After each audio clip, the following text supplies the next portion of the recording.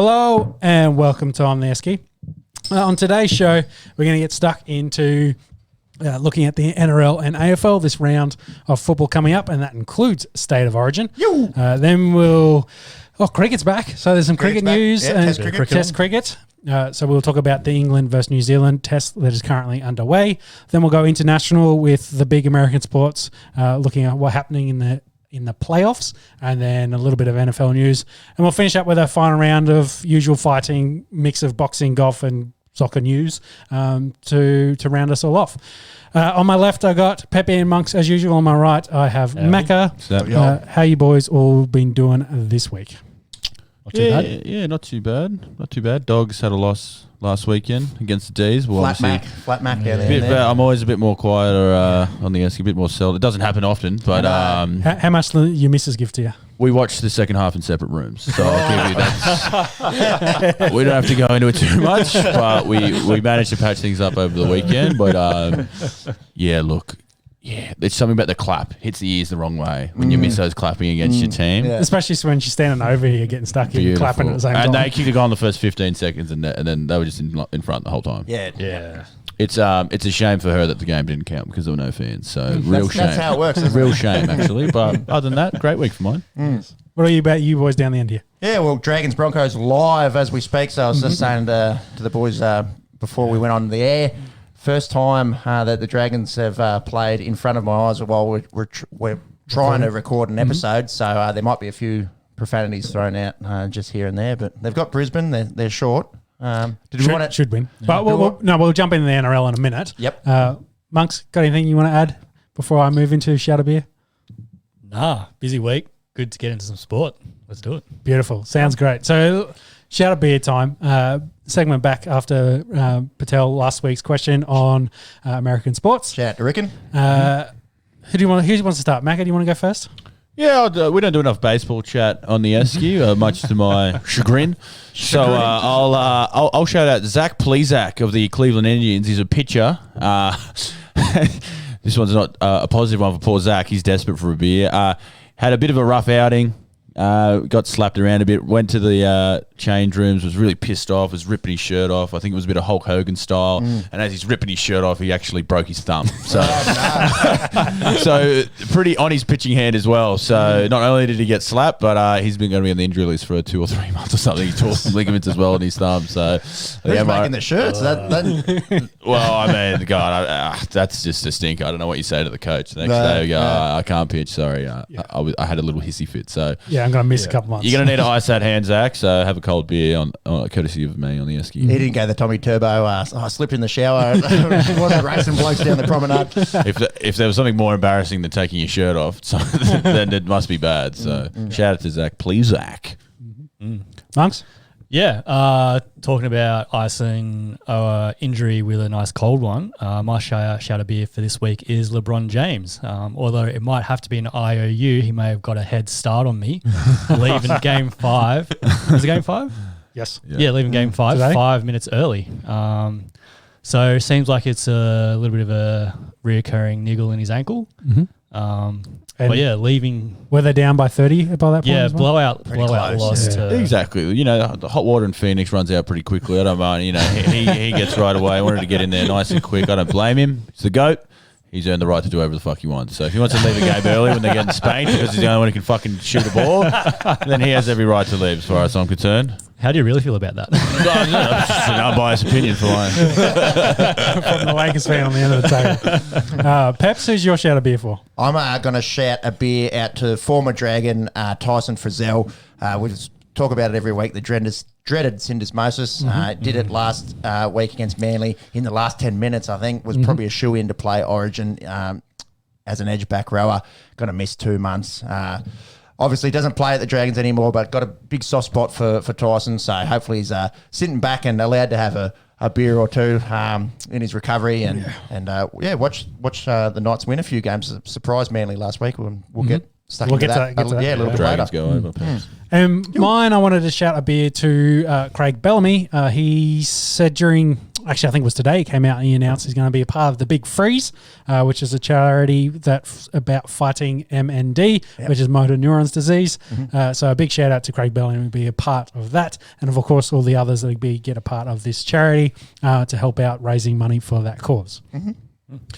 So having said that, and a bit, segue straight into the NRL, let's talk about the current game that we've got going on before we get into some news. As Pep said before, Dragons versus Brisbane. It's 6-all at the moment. We're about 20 minutes in. I think that's Willie Army just busted over, so it's going to be 10-6, I think. 10-6, yeah. Kick to come. Kick to come. Who did we all tip in this one? Hand on heart, of course. I know you've gone with your heart, so you picked Dragons. I have also picked Dragons in this. I thought, Brisbane have been poo and they're missing their only good players. Only two of them, actually, which is very surprising to Origin, that being Xavier Coates and Payne Haas. Normally, this time of the year, the baby Broncos they get decimated from Origin. So speaks volumes, I think, to where that club is at, that they've only got two guys playing Origin. Yep. Matt, did you tip the Dragons? Oh, I didn't actually get my tips in, but I had Dragons for mine. I think you can. I think you get I get the Broncos now, mate. Fuck yeah. Well, yeah, whatever. I put the work ones in. I put the sure. So. Which are actually winning the work comp as well. I found out today. I haven't checked for a couple of weeks, so coming last in the AFL, but winning the NRL. So go figure. Always the way, isn't it? Yeah. The overthinking in the tips can really hurt you sometimes, can't it? Yes. Monks, who did you have? Hand on heart, Dragons as well. There you go. Beautiful. So Brisbane, of course, coming off a 40-12 loss to Storm. Dragons coming off a loss to West, surprisingly, last week, 34-18. Yeah, yep. Well, reserve grade side, not making excuses. They've lost to the West Tigers twice. But, a lot of guys out, and mostly through suspension. So, yes, maybe we deserve to cop the nail there, but hopefully get back on track tonight. Yeah, so for Brisbane, Tyson Gamble and Albert Kelly are back in the halves pairing after his ban.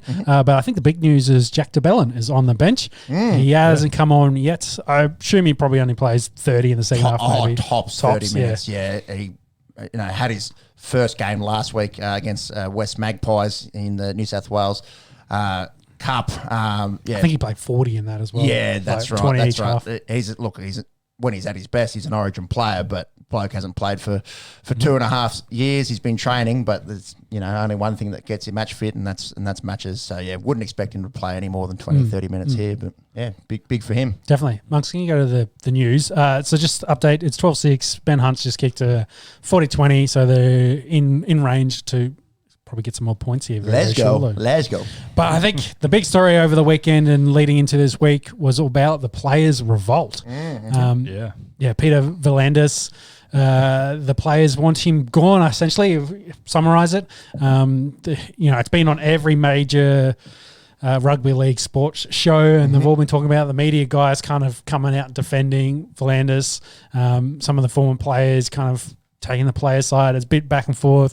Luke Keary's name got thrown out there as a guy that was ringing around. There's a bunch of other guys ringing around. DCE's name got thrown out because I think he's spokesman / president for Players Association. The other Players Association. I guess throw it to you boys. What do you think of the players trying to get rid of the commish? Oh, look, it's a knee-jerk reaction, isn't it? And it's kind of the reaction, I suppose, that a lot of rugby league fans have had. Oh, hang on, this isn't the game that we're used to, that we've grown up watching, and it's been changed in 2 or 3 weeks. We probably did it to death a few weeks ago where we said probably the intention is good. No one wants to see more concussions. Everyone wants the long-term health of these guys to be paramount. But, possibly the implementation was a little bit soon. Yeah, I think rushed in, and the big thing the players really don't like is the fact they weren't consulted as much, or they didn't get to have their say. And V'landys came out and said, we sent around an email, everyone had to... Who fuck reads emails, man? Well, I think they essentially had 2 weeks, notice to say that this crackdown was coming, and it's not enough. But it told them is it? It told them the crackdown was coming, not to say, like, let's work through it and say, what's the system? What's going to mean what? Yeah. Give Have an input. implementation plan. Exactly. Yeah. Which is what we talked about. They probably should have done in the summer. Yeah, exactly. Before the season actually started. Should the bloke get sacked over wanting the players to have healthy lives after footy? No, I don't think so at all. Has the implementation of this been a bit rushed, and has it severely impacted the quality of the product? Yes. Yep. Yeah. So it's probably somewhere in the middle for me. Yeah, and I agree. And I don't want to harp on it too much. The media boys kind of back in V'landers saying, hey, he saved rugby league last year. Yeah, that's right, yeah. But you also say, it's, what have you done for me recently? I think But people, this is just like you on the Esky. Very short memories. The NRL was the first major sport in the world to get back up and going during COVID last year. I agree. I think he did an amazing job, but it's also based on current form too. Yeah. I like, there was a comparison, I think, of Winston Churchill. Like he was. We got Julius Caesar on the It starts early. Starts early this week. But as in he was the prime minister throughout the Second World War. Yep. As soon as after the war had ended, he got booted out, so they weren't going to keep him forever. Yeah, right. So Dusty Martin, Julius Caesar, Peter V'landers, Winston Churchill. I've been saying It was on all our brains. It was on all our minds.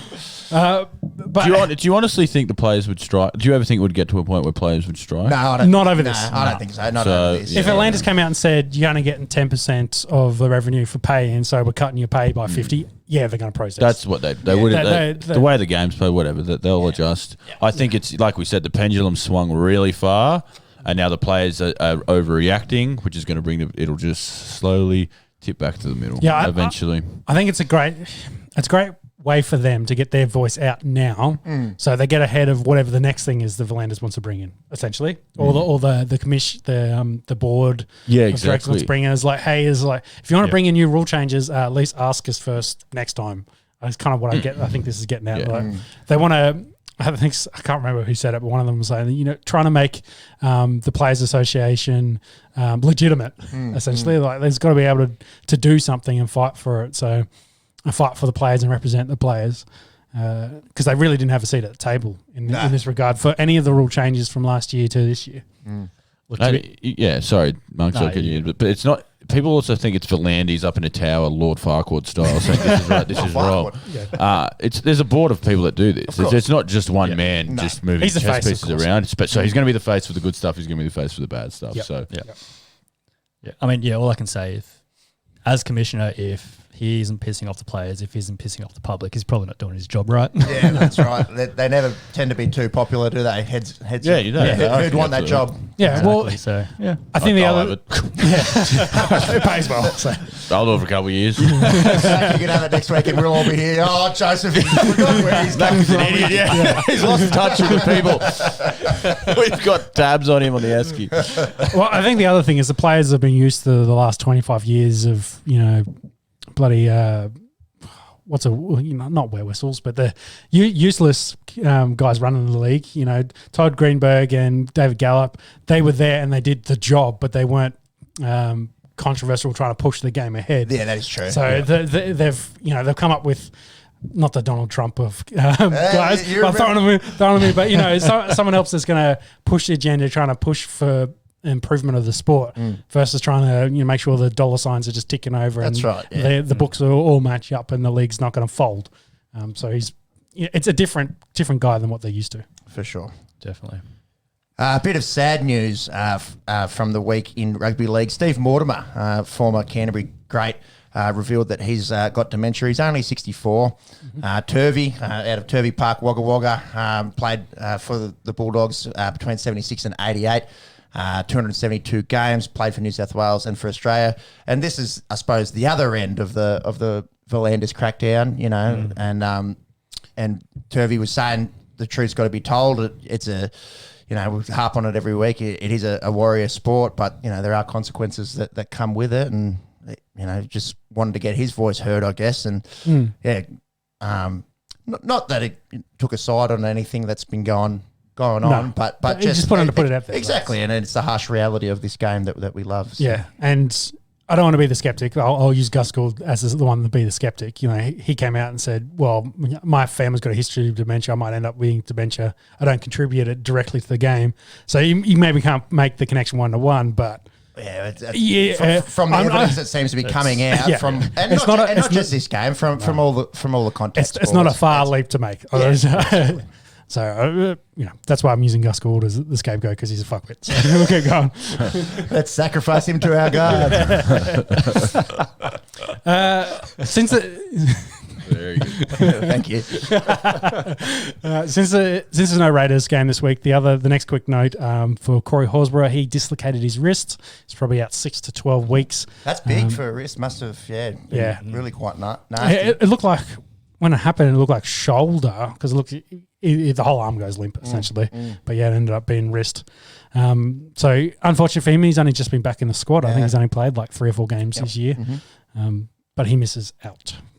And the big probably story out of the week, Nico Hines, he's been... Player moving story, yeah, definitely. Been absolutely electrifying for the Storm this year. An absolute breakout year for him. I don't think too many people could have told you the name Nico Hines at the start of the year. Yep. So he's been snapped up by the Sharks. Yep. 3 years, 1.8 million. The Broncos, the Dragons, the Warriors were all sniffing around. How's this? So he's only played 5 full games. I think he's played 10 of the 12, but I think 2 of those games was like 20 and 30 minutes, and then the others have been like 60 minutes. He is second in the league for try assists, and he's first in the league for line break assists. It's ridiculous, the kind of form that he's in. Yeah, and moving around the ground as well. Doesn't have sort of a set position. Well, it looks like he can play 1, 6, or even they're even talking about playing halfback. Yeah, so I think that's kind of what may have interested him more in the Sharks role. Besides the fact that he's getting double the money that, say, the Broncos, they shortchanged him off in 3 years, 1 mil. He's going to play 6 by sounds of it for Sharkies. Yep. So I kind of said maybe that means Dugan and Moylan are gone, but they could probably say that if they're going to play fullback. Well, I think it was coming out today that they were saying Dukes is off contract at the I think end of the Dukes year. is probably gone, but maybe they stick with Moylan at 1. He's busted up. He's always hurt, poor bloke, and you feel for him. But it might be. But that's coming to an end of his illustrious career. But I think that's probably the key difference for, say, Brisbane and Dragons, because they've got established 7s and 6 next year for playing, so it would have been more for fullback, whereas the Sharks could offer him a heap more money to the play the 6 position, and then they've got to kind of work out who's going to play 7, whether it's Sean Johnson or someone else they bring in. But that's kind of carousel continues to roll around, doesn't it? Yes, yeah, and Tom Deaton's up at the Cowboys now. Jay Clifford was photoed at Newcastle's game on the weekend. So there looks like they're on the move. Yep. Looks like Matt Lodge could be going to the Dragons shortly as well to help them out. Just recruit Brisbane players. That's all we're doing at the moment. There's a bit of shuffling the chairs going on as well. Big time. And the final bit of player news we wanted to cover was Dane Finucane. Dale, sorry.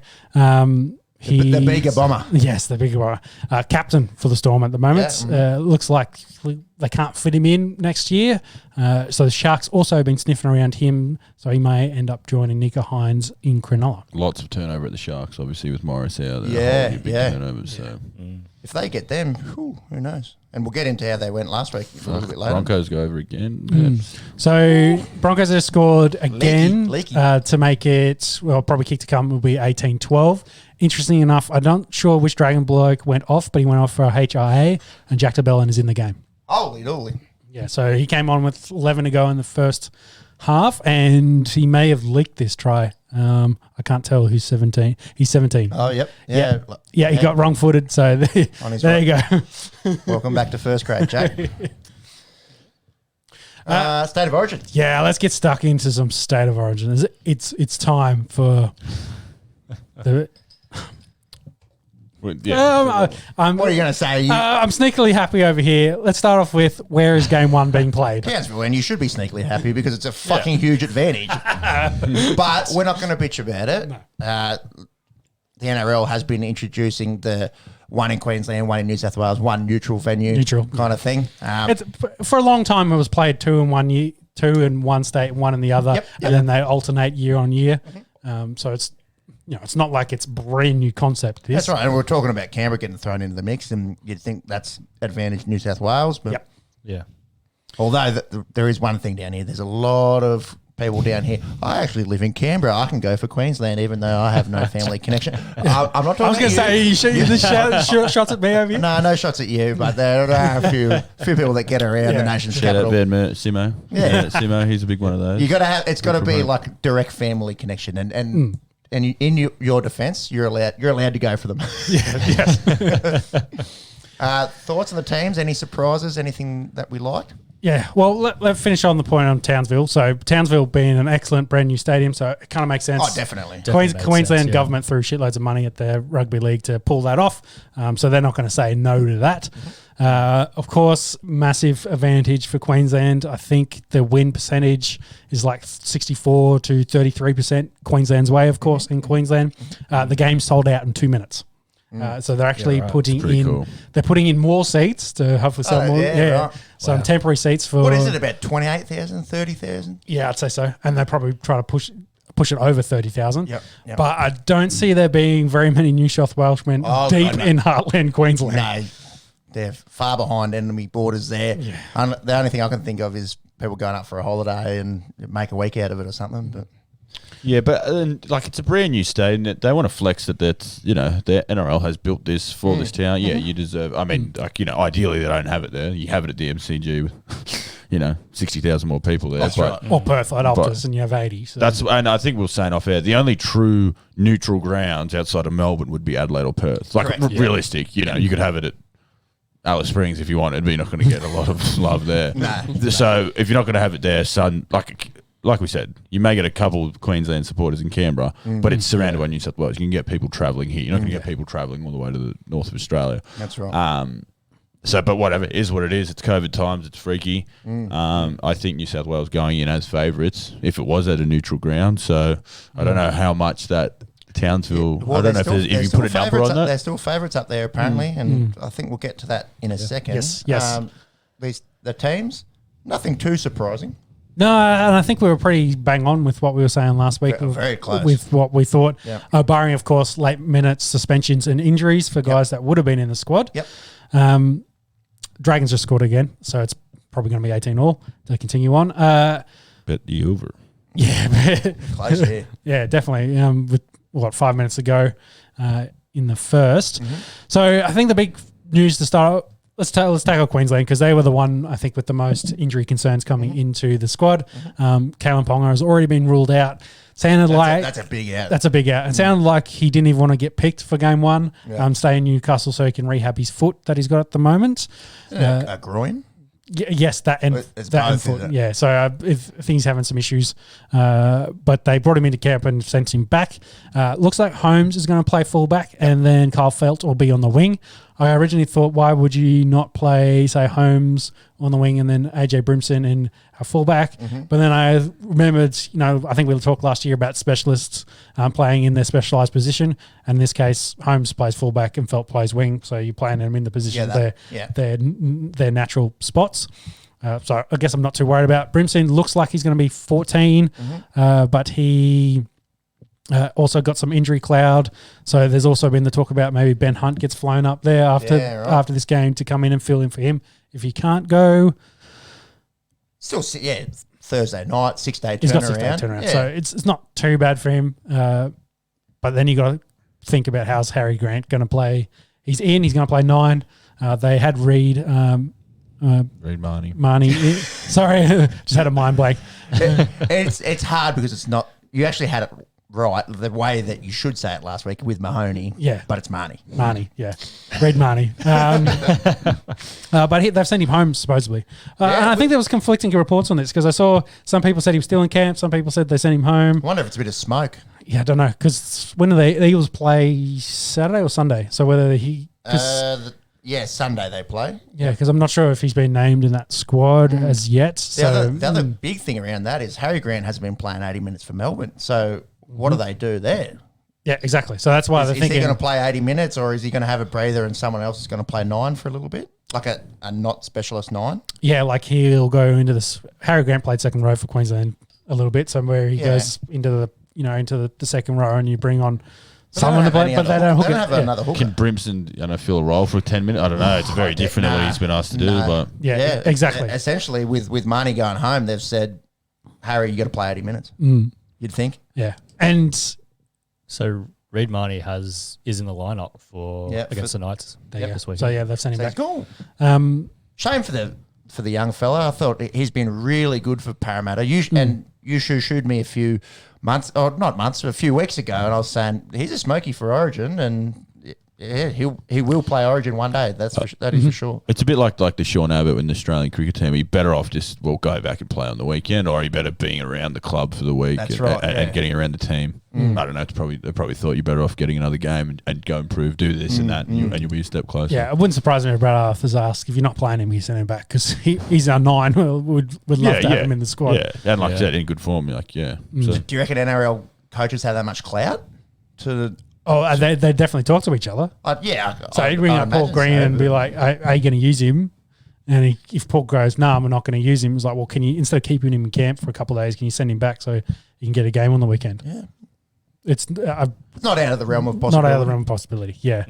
So that's kind of where Queensland are. That's kind of why they're talking about Ben Hunt maybe getting flown up to cover that, because he can play hooker. So that's kind of that chat there.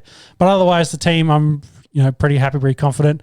A big shout out to Craig Bellamy for resting Munster and Harry Grant for a month to get right for this game. That's 100% what Bellyak's done there, hasn't he? He goes, we can flog teams without you. You just have a rest. Well, They have, so. Yeah, exactly right. Haven't really needed them at all.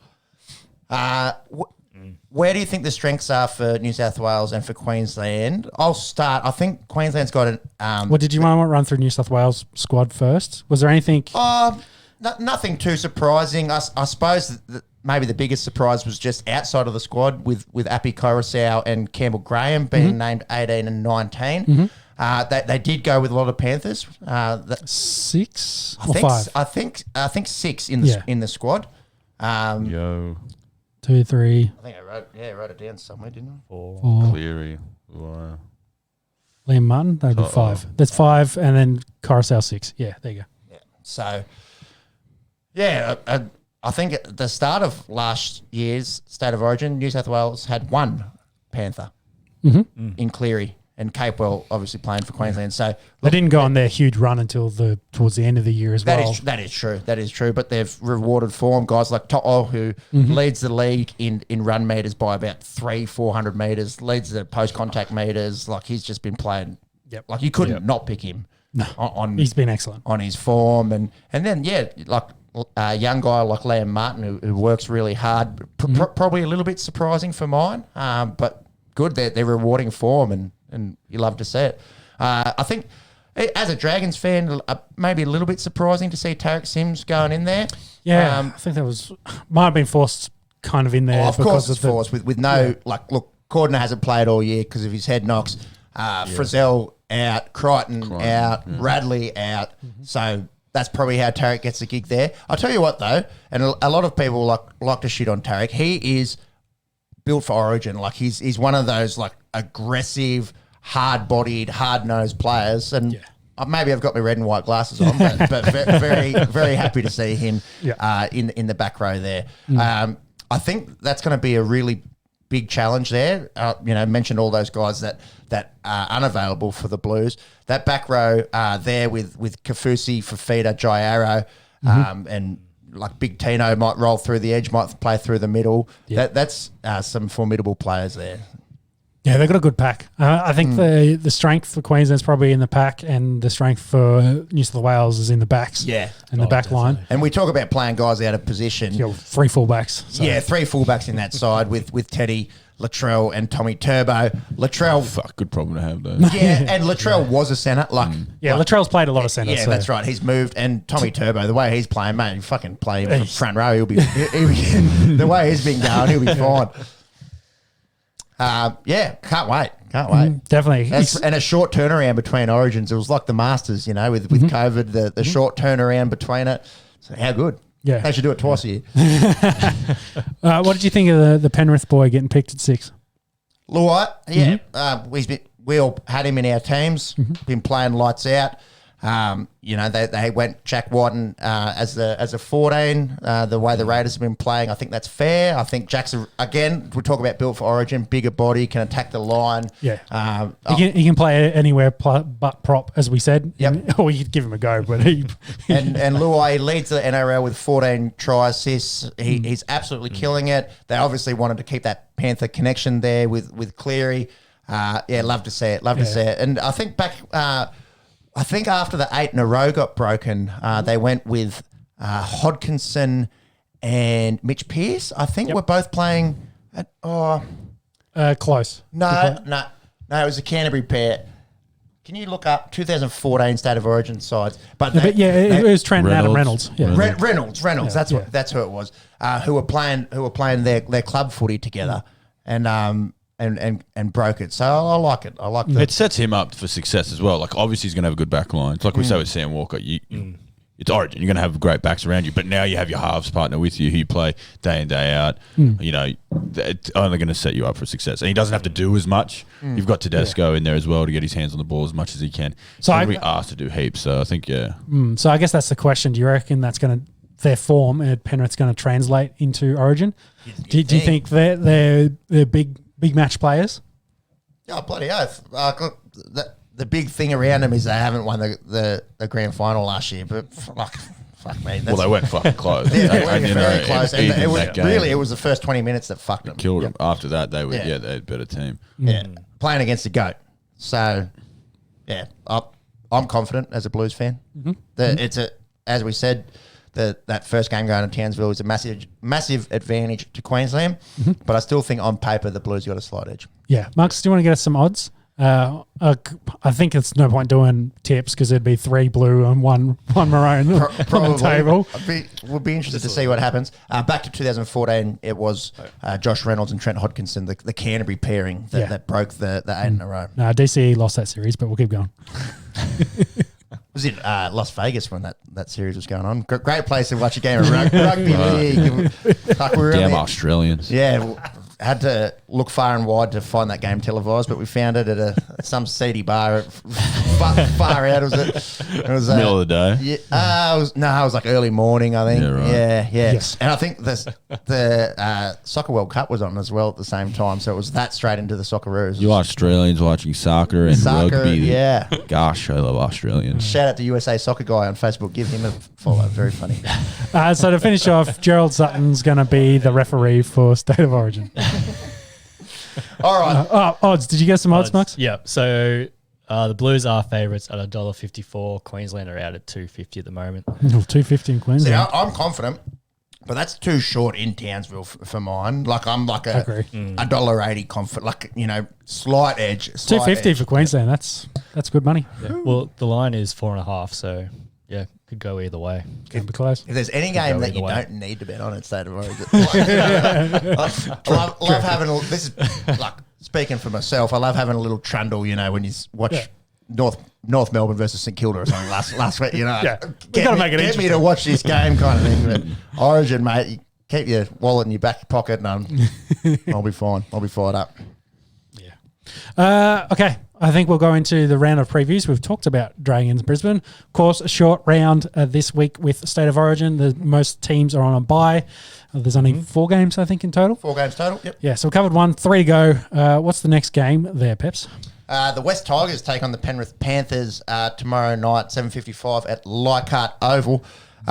Monks will have the odds for us in a second. It's much closer than you'd think. We did speak about Penrith having 7 guys out to the Origin squad. The baby Penrith squad. Indeed. And I think the Tigers are only missing Joe Offahengawi up there for Queensland. So a heavily depleted Panthers side taking on West Tigers, who strung a few together, probably...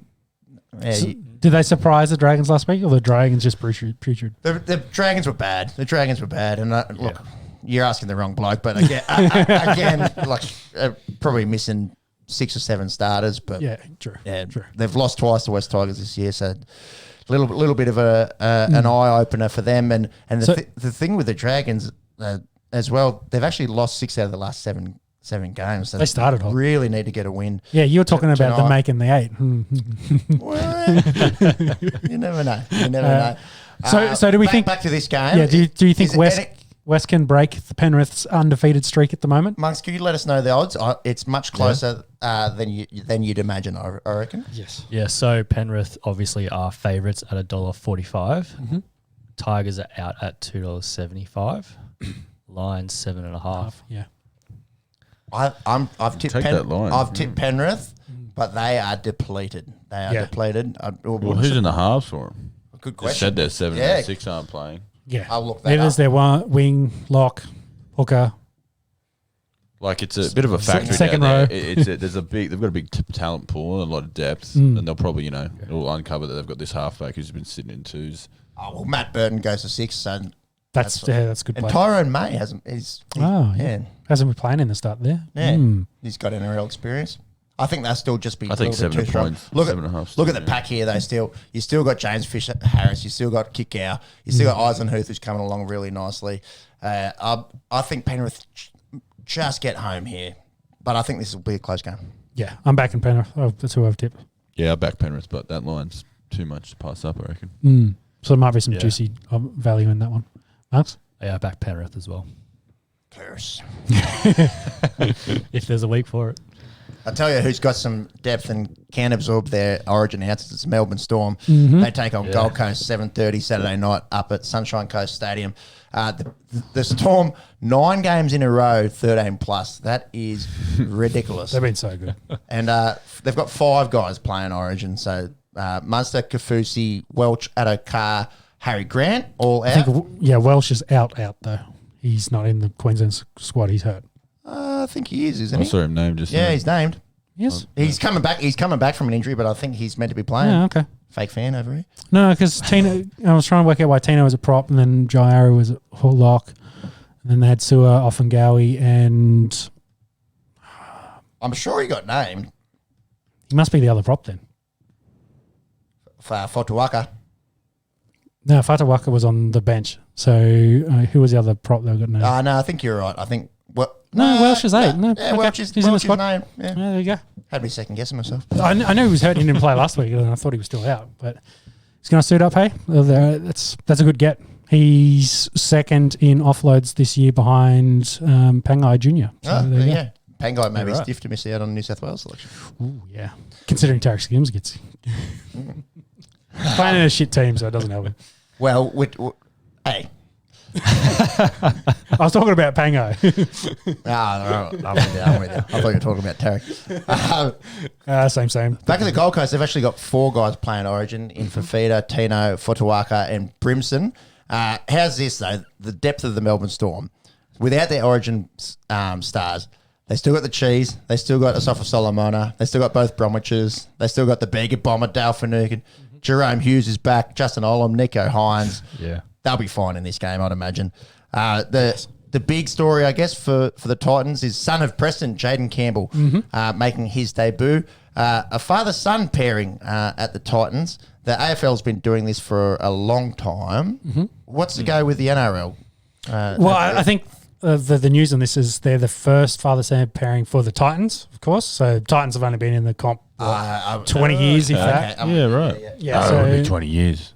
So, yeah, they haven't been in the comp very long, so they're the first. 10. Yeah, 12 maybe. Yeah, 08, 09, something like that. Yeah, something like that. So, they're the first father-son club, father-son combination for that club. For the Titans. So, there's been plenty of others for the same team, actually. There'd be a few, I'd say. I was thinking the Johns or Johns, Fitzgibbons. Fitzgibbons is probably the one, yeah.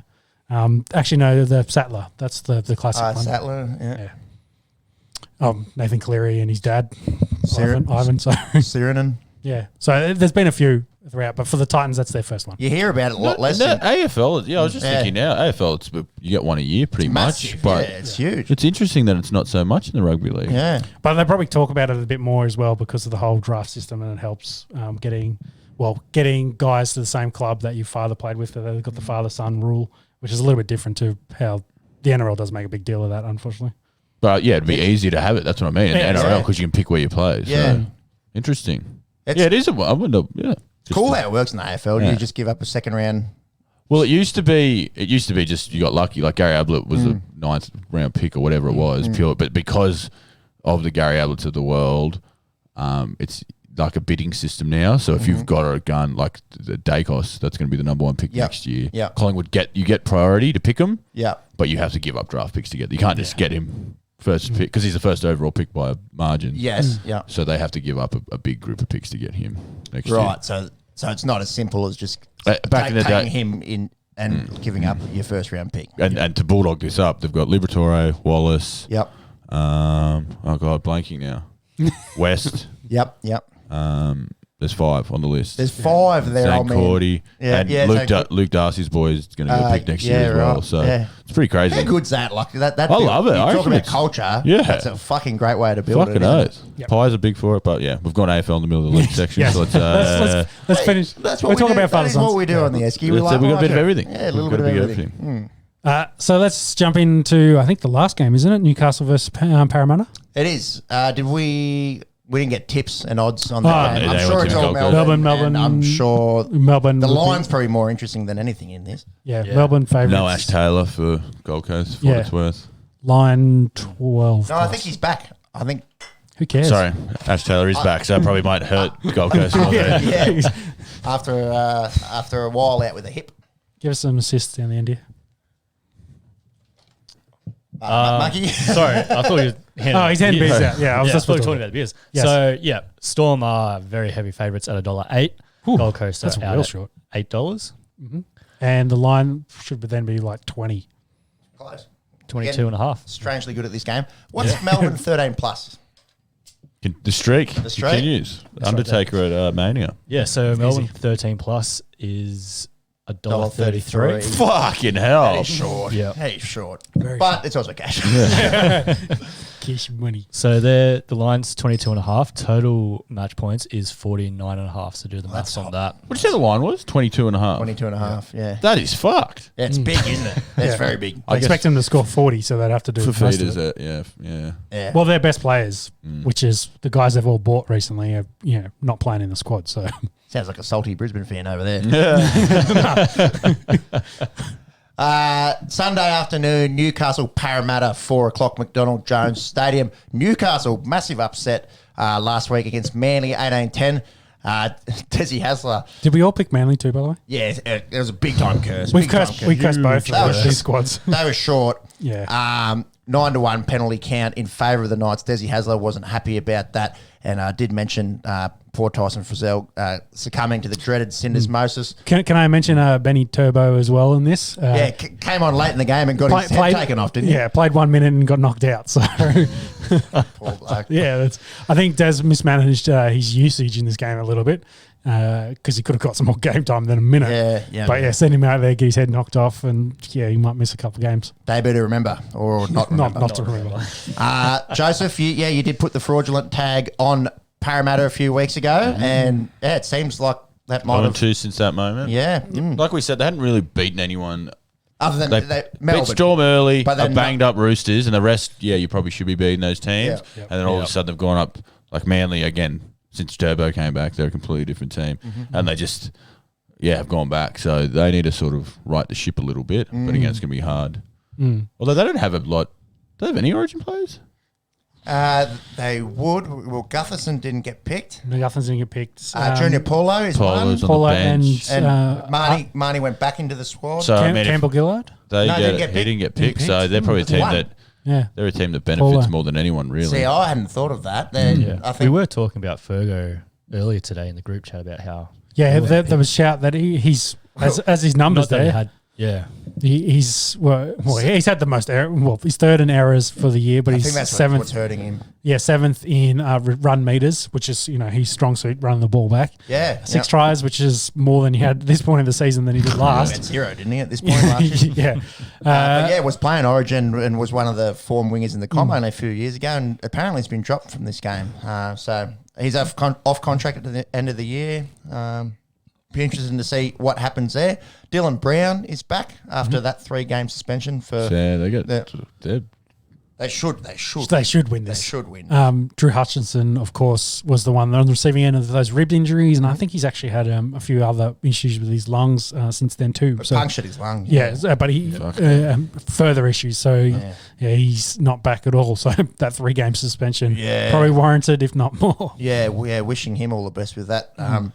With his recovery, it's always shitty when organs get involved. It's not just the carpentry, it's not just the bones and the ligaments, if you would.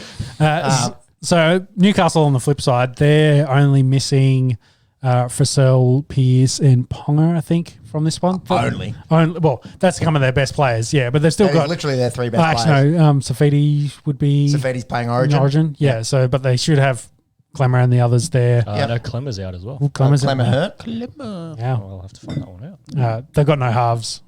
Paris should win this. Paris should win this. And they should probably be heavy favourites. And if they're not, then maybe some value there. Yeah, getting Monkey to work overtime. I can bring up the odds if you want to let us know what's going on with David Clemmer. Yep. You got Clemmer. Otherwise, Macca, who you picked Para? I picked Para, and I think this lands, coming off 2 losses, essentially a full-strength team. Sorry, I wasn't even talking to my mic there. The line is 12.5 in this game. Para's favour. $1.28 head-to-head Para. Yeah, I think Para win this big. This is one of those statements. But again, it's beating a team that's beat up. It doesn't prove us anything. Yep. Doesn't prove anything to us, I should say. But I reckon they win this by 20 plus. Yep. Parramatta for mine. Yeah, I had Parramatta as well. And Monk's Parramatta as well. Yes. Don't know why I had to try look at that one. Yeah. And Clemmer's out the high for shot on Penny judiciary. Turbo. That's right. Yeah. Fucking idiots. Yeah.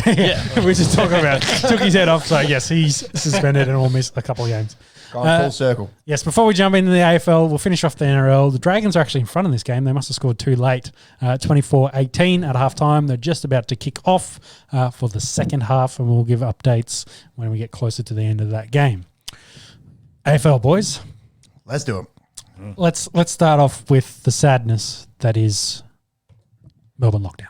Yeah, you can start us off because I'll get too fired up too early. Yeah, well, obviously we talked about it a bit last week on the Esky. One of us was supposed to be in Melbourne actually last weekend. They got that crush. Probably a good thing. Yeah, I was going to say. Well, it's a different game if there's fans. That's all I'll say. The game doesn't count because there was no fans. You just couldn't sit in the same room together. Imagine being in the stadium. At least there would have been 50,000 people between us. I could have turned to my right and had a chat to cheese and bickies in their North Face puffer jackets. Just go for a walk. Yeah, get up, go for a walk, have some beers. Watch it there anyway. I did that anyway, but just from the confines of the living room. Short of walk, yeah. Yeah, but obviously, it's thrown the games up in the air, and there's games moved to Sydney. There's 2 Melbourne teams playing in Perth. There's Melbourne and Brisbane are playing in Sydney tomorrow night. So they had to go through it last year with the hubs, and the players have come out recently and said, if it goes to hubs, we're staying in Melbourne. Hubs or bubbles. Especially a few of the older players who have young families. They are out and saying, and it was Cochin and Revolt from Richmond. Again, I wonder if it's because they've had some success. They don't need to go through this much effort. They've done a lot of what they can. They've said they've had to think about it, and they're going to talk to their families. If it goes to hubs, sorry, I'm unavailable. I'm staying with my family, which is huge to come out and admit that to the public. Tells you it's a little bit like the league players going up against Volandis. A little bit of, hey, we're saying numbers. The public think it was hard. Like, we went through a very tough time, and we'll know. Oh fuck, you put in a hotel on the Gold Coast. It must have been hard. Like, it would have been hard. Like, you got to move your whole life. Anyone that wants to say that, go not see your kid for 100 days. Exactly. So, I mean, you can absolutely see where this is coming from, and the AFL has said, look.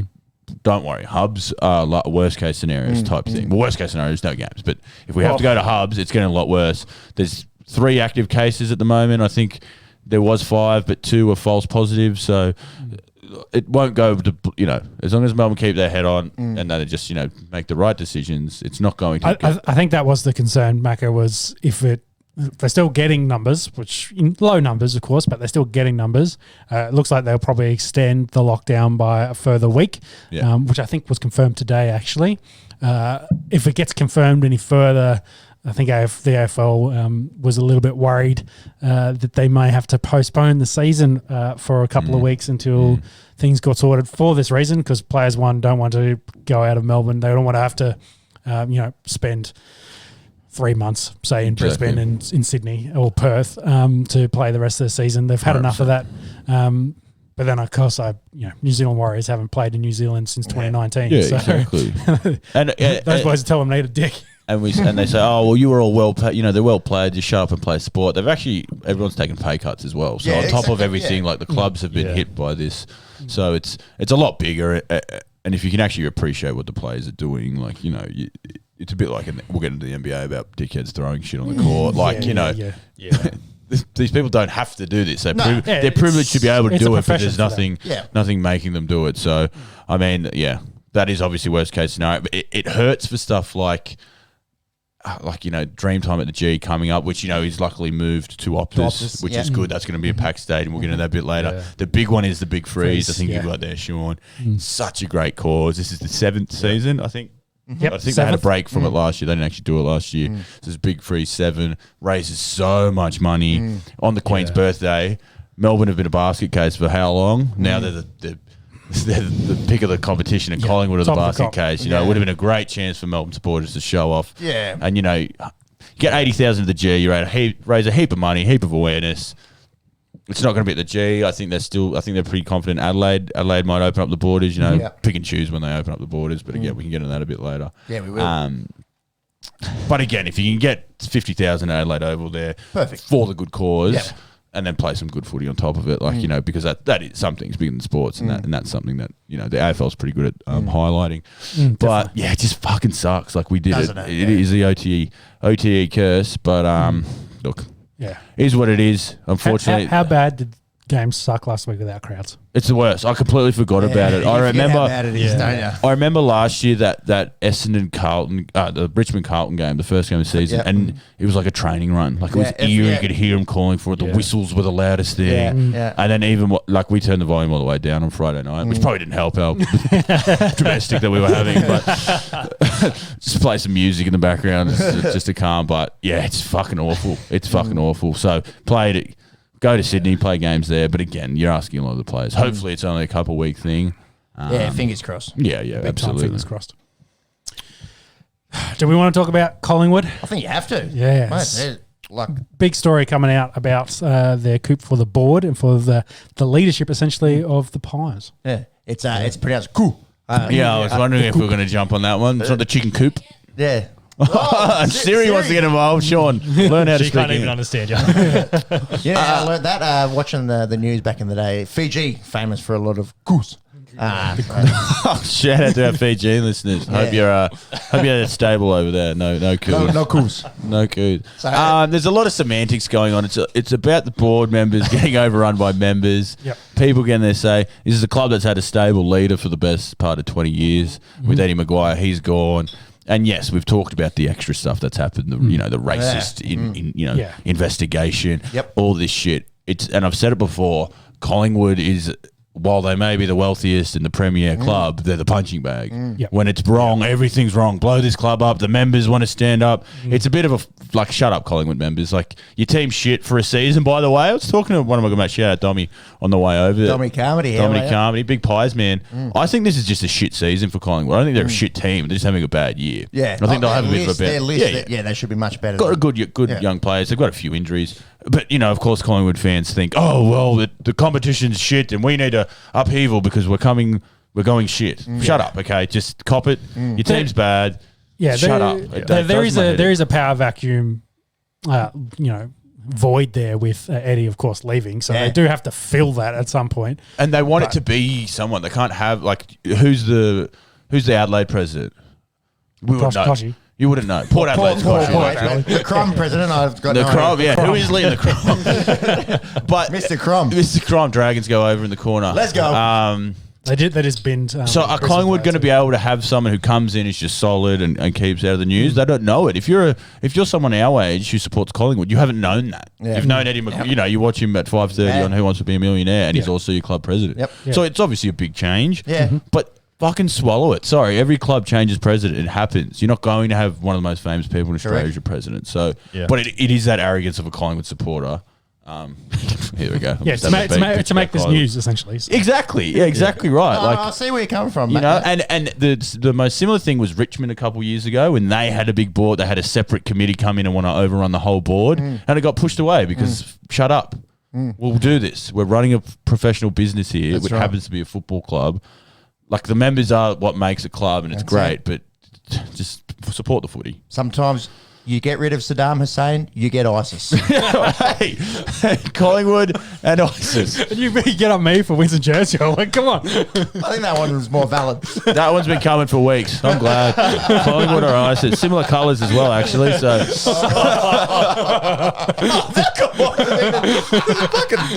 a fact. All right, we digress. The mid-season draft. Wednesday night. Last night, our time. Yes. Yep. Correct. Yeah. Semantics. For our international listeners, come on. Semantics. Our international listeners that are interested in the mid-season draft of the AFL. They're all waiting for the cricket, so come on. Please get into our comments. Tall timber. Well, we kind of said this a couple of weeks ago. It's going to be that. It's your list is built around covering injuries and depth anyway, except really the ruck position. You can't afford to carry 4 or 5 ruckmen. No, they're all useless. But they're list clock. You can only play one, maybe 2 of them anyway. Yeah, so if you have 4, well, Clog. they're clogging lists. So, and then you look at a Gold Coast who lose their captain to an ACL pretty early on, who is the ruckman, and they don't have the depth there, and they have injuries to the depth. So that Ned Moyle from the Swannies, that they rate him pretty highly. They reckon he might actually go on and be something. Again, everyone here thinks they can. It was actually an interesting thing because a lot of these guys missed last year's draft, so you could actually nominate for this draft as like a 6-month thing. Right. So you could get put on an AFL list, and then after 6 months, you're eligible for this year's national draft. Okay. Because so many guys got missed last year because there was no underage footy being played, no school footy, no under 18s footy. Cup. Yeah. So it was quite interesting. A few of these guys, and then when they started playing this year, teams went, "Oh, wow, they've slipped through." Jacob Edwards being one, gets through, and he backed himself. He's one of those ones that said, "Yeah, pick me because North Melbourne are going to play me." Yeah. The way they're going, it's a bit of an audition for him. Yep. Then can nominate for the draft. It'll be very if he goes and kills it. North might offer him a contract, but does he roll the dice and say, "Well, I'm probably not going to go in the top 10. I might go to a Richmond, who we'll get into a bit later about talking who needs some good young stocks." Then North have a decision to make. Do we draft this guy we know is okay? Do we?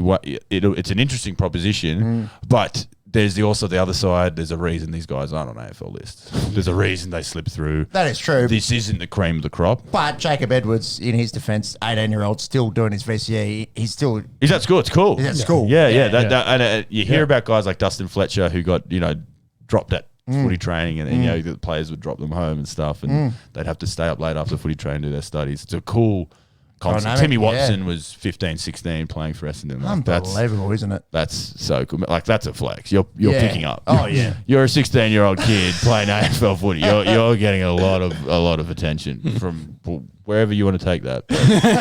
Jacob Edwards, you're going to do well for yourself in the next couple of months. And going forward, I imagine. Hand holding in the playground. Exactly right. Again, like you said, it's a lot of big position players because teams lose it, and you have to nominate. Essendon were one. Mick Hurley hasn't played this year. They had the decision to make. Yep. Do we try and rush him back? He might get 4 games towards the end of the year, or do we say shut him down, get him healthy, use that spot on the list to bring in a young player, and they did. We don't even have him there. That's because obviously got the top 8 there. But He was a 2nd-round pick. Again, he might not play, but it's just a chance to get a young kid on the list and then maybe pick him up at the end of the year if he's showing something. So it's a great concept. I think I like it. They're trying to find something that really works for like a Gold Coast Suns. What's happened is fucked their season because Witts has done his ACL. They've had to wait 6 weeks to bring in Ned Moyle, who's not going to be Jared Witts, but it's. No. Thank God they got here and they can finally bring in some stocks. But he's actually a ruckman. Yeah. And there are a few, like we've got there 3 or 3.5 in the top 8. So that's what it's. you don't want it to just be a ruck fest, in the draft. But there have been guys, John Noble, Will Snelling, I think we've talked about, Marlon Pickett. Yeah. So there are success Notable, stories yeah. here. So far, it's only been a couple of years. It's worked, and when you've seen it work for lower teams, and obviously Richmond with Pickett coming in and winning granny. So it'll be interesting to see where they take that in the coming years. But let's go get into some footy. What do you reckon? Let's do it. Let's preview round 12 of the AFL. 6-game round this week with 6 teams having buys. Melbourne, Brisbane, blockbuster. They're on. Melbourne. Every test they get faced with, they pass. Except the Crom, of course. No mere mortal can take on the Crom. It's very good chat. It's I saw the notes. Crom pops up a fair bit, so we'll get into them a bit I'm on later. the Crom bandwagon big time. But Melbourne, obviously coming off that 28-point win against the Dogs. It's a shame it didn't count for them with no fans. But hey, a confidence boost You've maybe. got no fans. They kicked the goal in the first 15 seconds and did Dragons over again. They didn't look like losing from there. They really, like Max Gawn played really, really well. Clayton Oliver played. Their best players played really well. But then they also had some contributions from guys like James Harms and James Jordan. Both went to Bont and Liver respectively. Took them out of the game. So shout out to those guys, those lesser name players. If they can do a Young role, guys, yeah. let's Petrarca, let's Oliver, let them off the hook, and they really did what they wanted to. Tommy McDonald looked like sensational. Yeah. He kicked 3 goals. He's the All-Australian centre half forward right now. Yeah, I think so. We're exactly halfway point, round 12. So he is the All-Australian centre half forward. I don't care what you tell me. And what a turnaround. Last offseason, they couldn't get rid of him. They tried so hard to get rid of him. He's got too high. They were offering him to pay his salary. All right, we'll keep you. We've brought in Ben Brown. We've got Sam Wiedemann. They were both hurt. They had to play McDonald.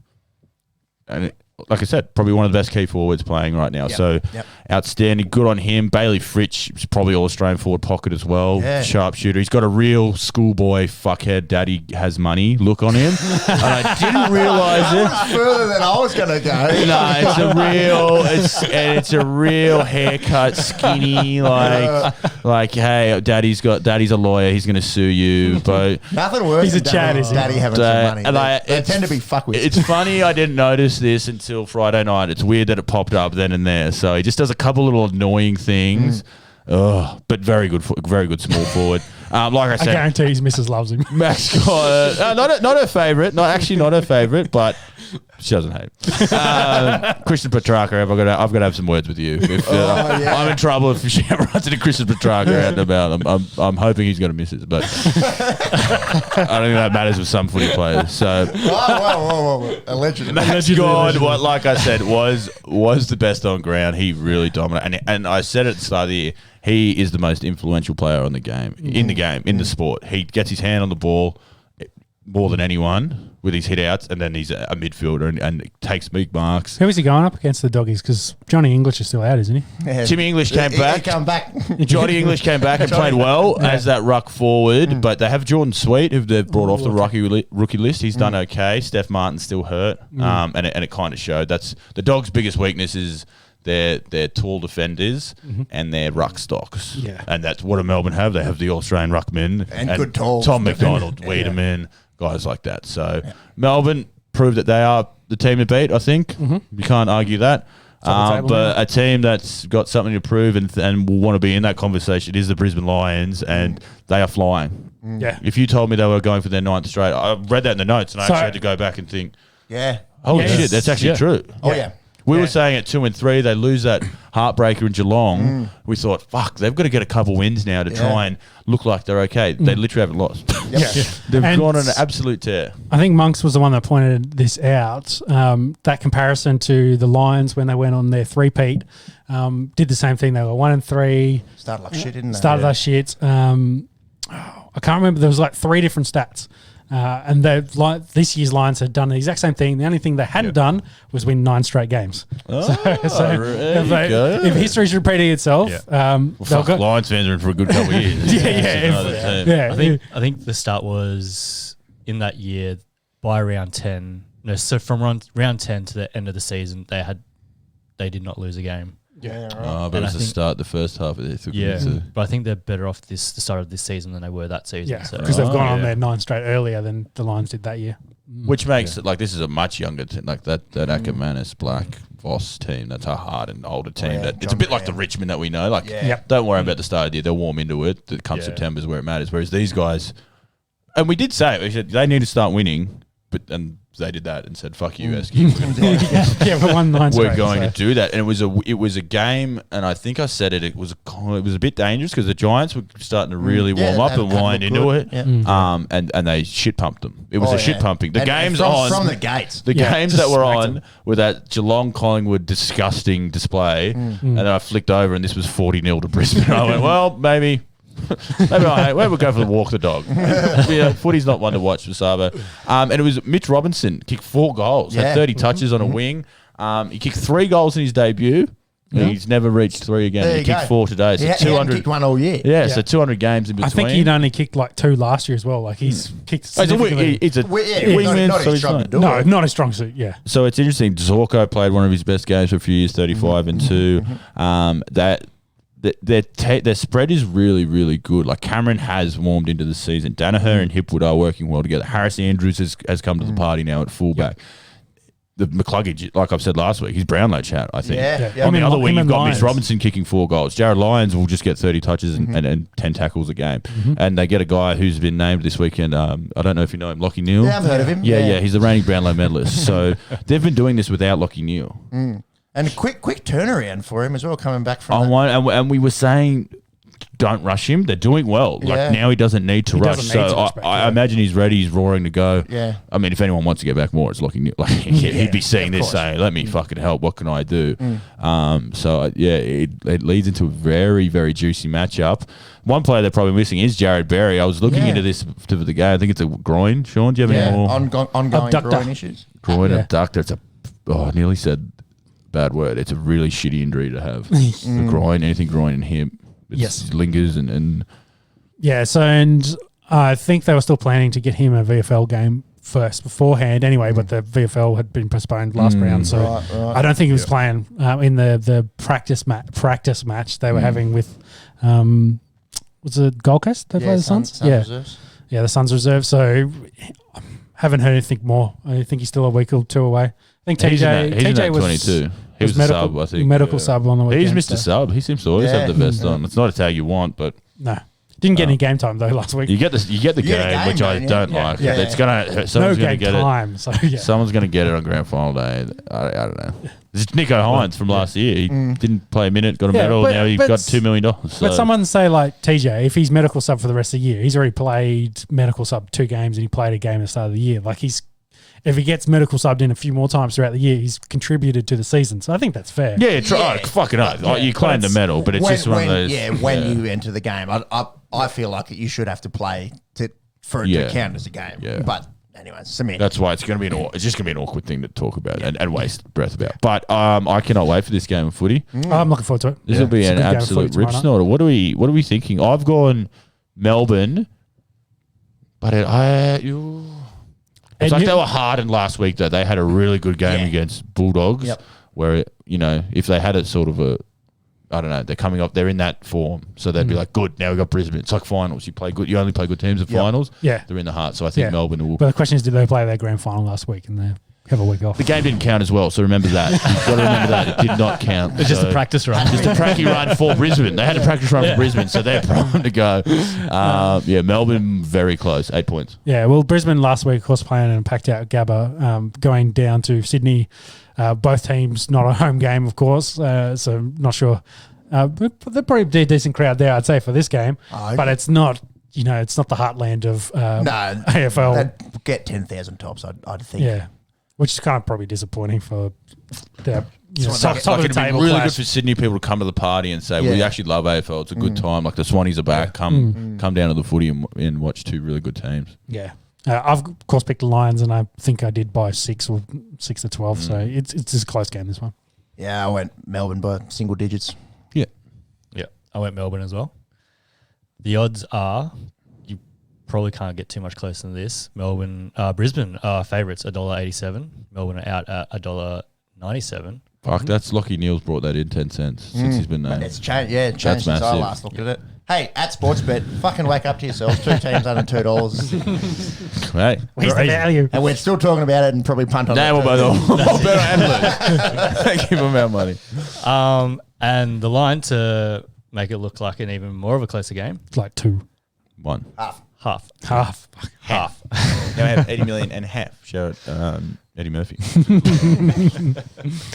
Staying in Sydney. The next game. Swannies host St Kilda Saturday afternoon at the SCG. So back-to-back games in Sydney, obviously with that bastardly pandemic we got going on. It was supposed to be in Melbourne, but these teams play later in the year, so AFL can Straight swap. it worked out a couple times for the AFL actually, so They've been lucky so far. Yeah. Can they just flip that? That's fine. No one loses revenue on that. Swans coming off that 22-point win. Sorry, Peps against the Blues. It was 3 points at three-quarter time. Carlton don't play this week, so we have to address this now. Whatever they're doing at three-quarter time, they have to stop. I've got it down there. Don't go into the huddle. Just stay in your positions, wait 10 minutes, and we'll just play. Just don't stop. Just keep running if you have to do circle work for 10 minutes. I agree with you on one thing and disagree on another thing. They do play this weekend. They play West Coast. Oh, they do. Yeah. Oh, sorry. They were going to lose this weekend to West Coast. Sorry. But what they need to do, whatever they're playing. But you're right. You're right. The fourth quarter's been a massive issue. It's fucked. They have not been belted in any single game. It's wild. We'll talk about them later, though. Sorry. Yeah, I got one game at a time. I had a couple of beers. It's the spread at the Swans that is great. 9 goals between Heaney, Buddy, and Papley. All got 3 goals each. And it's the old boys that are stepping up. We talked at the start of the year. They've got 3 top 10 picks. Goulding, McDonald. They're all killing it. Braden Campbell. Oh my God. 2 of them didn't play on the weekend. In fact, I don't think McDonald played either. So it's the guys like Lloyd across half-back, Parker and Kennedy, the guys we say over and over again and have for the last year. We thought, they're going to help the young guys come along. Fuck that. They're carrying this team now. Now it's in the middle of the season. You've got to be a bit hardened. Plus they get a bloke like Franklin back, so. Who's killing it. 6 goals 2 weeks ago, 3 goals on the weekend. The knee keeps happening. You're an old man carrying 120 kilos for a lot of years. Yes. That's going to happen. But he doesn't need more than 15 times. If he's getting the ball 15 times, Swans are going to win the game. Yeah. Like he's going to kick 3 goals. He's going to impact the game. Their spread it seems like it's come from nowhere. Like I think we were saying last year they lost a lot of close games. Maybe they're going to come close to the 8. They've had a little bit of a lull. They lost a couple games, but they're just beating everyone around them. Mate, they're 7-4, and they should beat St Kilda. You'd think the way that. Which St Kilda are we going to get? Well, St Kilda should beat North, and they only beat them by 20. So, and we did say that last week. The only thing they could do was beat North Melbourne by 230 points, and then we could go, actually, here we go. Maybe they are something because you beat North by 4 goals, 3 goals. Cool. Yuck. Disgusting. Yeah. But then you look at the record, you go 5 and 6. They win this game, they're back at 6 and 6. The eights they're looking at them. not out of it. The St Kilda, I have no idea what I'll say it again. They won a final last year, and they are here, and we have no idea which team is going to rock up. Yep. You got a guy like Jack Steele who nearly won the Brownlow last year. Yep. Who seems to be the only one actually having a crack week in, week out. Tim Membry up forward as well is doing a fair bit. Brad Crouch played his best game as a Saint last week, 26, 10 tackles, and a goal. But even I did fucking watch the KO mini of this game. Like that shows you how much of a tragic I am. And just looking at the stats, Crouch probably got the 3 votes, but no one else really. Like they just did it. They just won. Yeah. If you're just going against North, I looked at It's a training run. That's what North we're talking Melbourne's about. list is so bad. It is so bad. I reckon Ainsley could fucking. Oh no, who's good? Eastlake. I reckon Eastlake could actually beat North Melbourne. It is a fucking putrid list. I'd love to see it. Well, no, they obviously wouldn't. But it's yucky. It's just yucky. Yeah. In 5 years' time, it'll be such a turnover. Everyone playing at North Melbourne, they'll have 6 players left. That's how bad that list is going. And Saints being 20 points. So Might be the Hobart Kangaroos by that. well, true. Could be. anyway.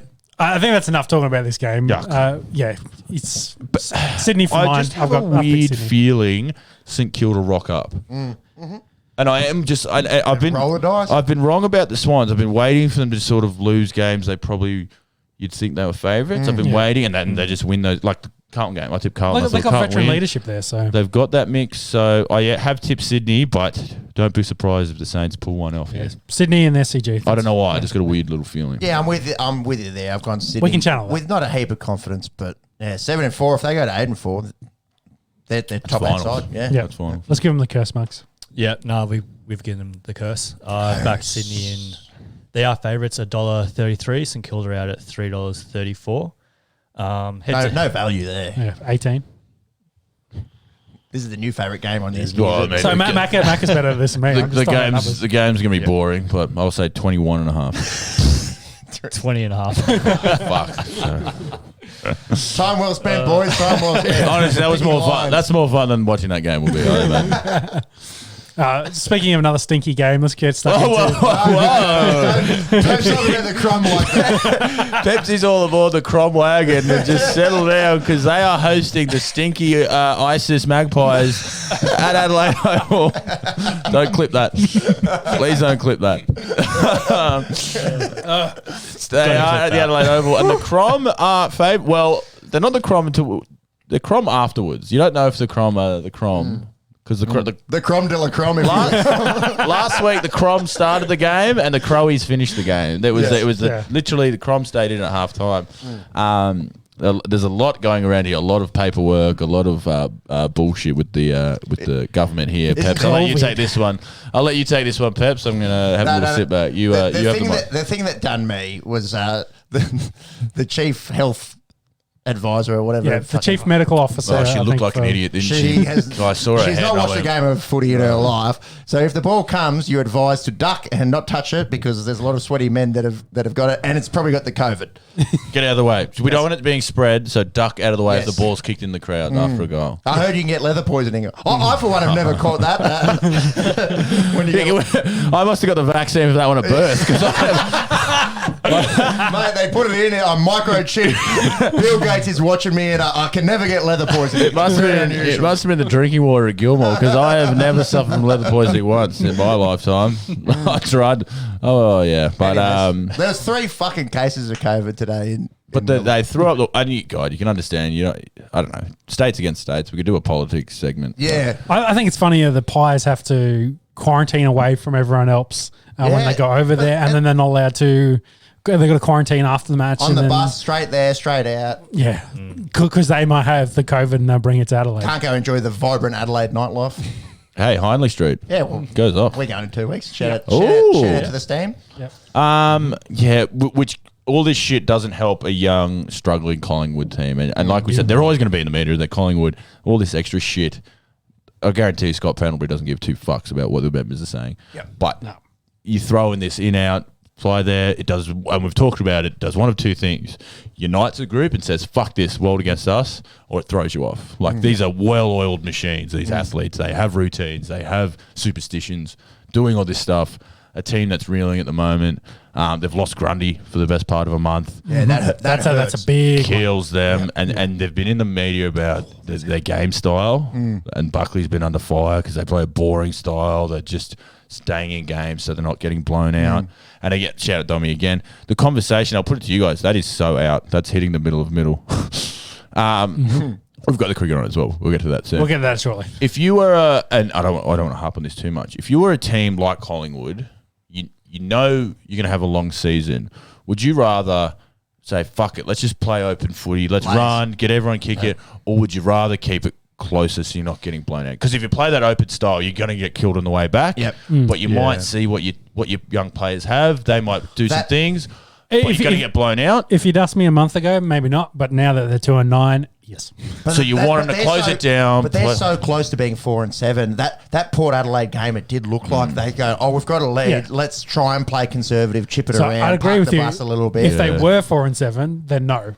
Yeah. But now they're like the 2-9. But what? But why? Such What's the difference between 2-9 and 4-7? Not 2 wins. Not much. Yeah, but that's it. Yeah, it's 8 points. 8 points. Yeah, like you. Well, we'll get to Carlton. We'll get to Carlton in a second. The second last on the table. So at 4-7, you think if we play lights out, we can make the 8. Yeah. At 2-9, you start thinking we have to win out to even get in. No, you don't think about that. You think about what are we doing in 2022? Yeah. That's what you think. Yeah. But at 4, are you not doing that at 4-7? No, I think at 4-7 you've got to sniff. Yeah, you still Oh, fuck, you've got got to to go on a remember run. the quick maths. Mathematically, you still make it in. Yeah, that's right. Our first bit of quick Alan math. from The Hangover looking at the numbers, crunching that. At 2 and 9, you're planning Mad Monday. Like, 4 and 7, you're inquiring. You're getting quotes. You've booked the venue. You're getting quotes. See, I don't know about booking it. If you get an idea of your costume, like you're not. there's a few footy trip quotes getting around. I just reckon. I understand not wanting to get blown out, but like you're not going to win that way anyway, and you don't know what a lot of your list has. Yep. You know who's played don't yell at me. You know who's played the most players this year? Mm-hmm. The Western Bulldogs. Yeah. They've played the most. They've had 6 debutants. Yeah, it's because they've got 100 guys They're throwing playing it out. They're letting you see what they do. It's a lot easier when you're winning and you can play this free-flowing footy. You're not going to learn what your players have when you keep it in tight. Their best player every week is Scott Pendlebury, still side ass. Darcy Moore doesn't get past at centre half back. We know they're going to play well. We know they're good players. They're going to be good players next year. Tell us. They've got this good young core. Do they? I don't know too much about these young guys. And then we've got Dacos coming next year. Do you know where Collingwood's first round pick is next year? It's with the Giants. Yeah. Right. The Giants have the third overall pick. You know where their second round pick is? With Hawthorn. Yep. They have to use all of their middle picks to get Dacos. So they're going to get one player in next year. So I don't know, mate. It's a write-off of a year, but your draft's a write-off. Yeah. You're only getting one player in. So You're not tanking for anyone. being a little bit shitter doesn't actually help you because you know who you're getting. I actually agree with this shit. Whether it's Buckley, whether it's other coaches, may as well open it up. Do what Essendon do. We know about all their good young players, and they've actually pulled off a couple really good wins. Yeah, haven't they? They've got slapped on the way back. Like North Melbourne kicked 14 goals against them or something, 12 goals. So that's going to happen. But as a fan, I'd rather watch my team have a go. Have a crack. But try something different. Yeah, but it's still have a crack, but also, guys that are off contract, we know they're not going to be there next year. Bring in some young boys for them. I'd also see what you've got at this point in the season. You'd have to start having an eye towards next year. Maybe it's not a full you clean out 10 blokes and you've got 10 new guys in there, but maybe it's one or two. You tweak a few things. You see what kind of connections or chemistry you can build with a couple of guys. Get a guys some game time as well, so they're not getting blooded next year. Yeah, that's one of the. you just get ahead of that. Yeah, get ahead. That's a great point, Sean, because when you are 2 and 9, you can start going, oh well, we have put a line through this season. Let's roll the dice. Let's bring someone up from the Reddies that we wouldn't have anyway. See what they can do. Let's change things up, mix things up a little bit because you've got nothing to lose. I think it's not so much about selection, but it's how you play. If you bring up this 18-year-old and play him on a wing, but you don't actually spread the ball quick, he's going to get 8 touches in the game, and you actually have no idea what he does because it's such an in-contested game. If you're a young player, you're going to get smashed contested because you've had one preseason where you haven't actually put. So it's, I don't know, if you play that open, you get a mark on the half-back line. I agree with you. I don't know. We can talk semantics all over. It's probably enough talking about this game, honestly. About the crumb and the pies. Again, Collingwood will work their way into conversations. I fucking hate the pies. Has anyone tipped him? There's no reason why they can't. I think Adelaide and Adelaide. I've picked the Crom. Crom. Three Croms. Who will be 5 and 7 and 4 Croms? 4 Croms.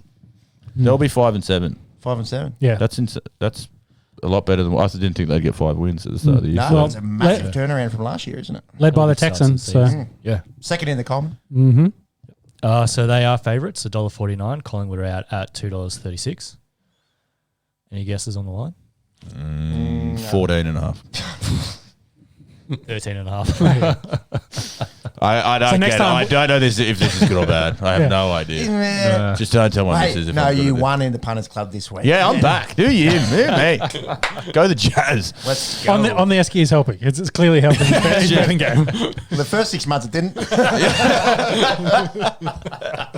Yeah, I know what they asked, but I just need to pick the right one. Yeah. The next game over in Perth. Dreamtime sold out. Dreamtime sold out. It is Essendon and Richmond over in Perth.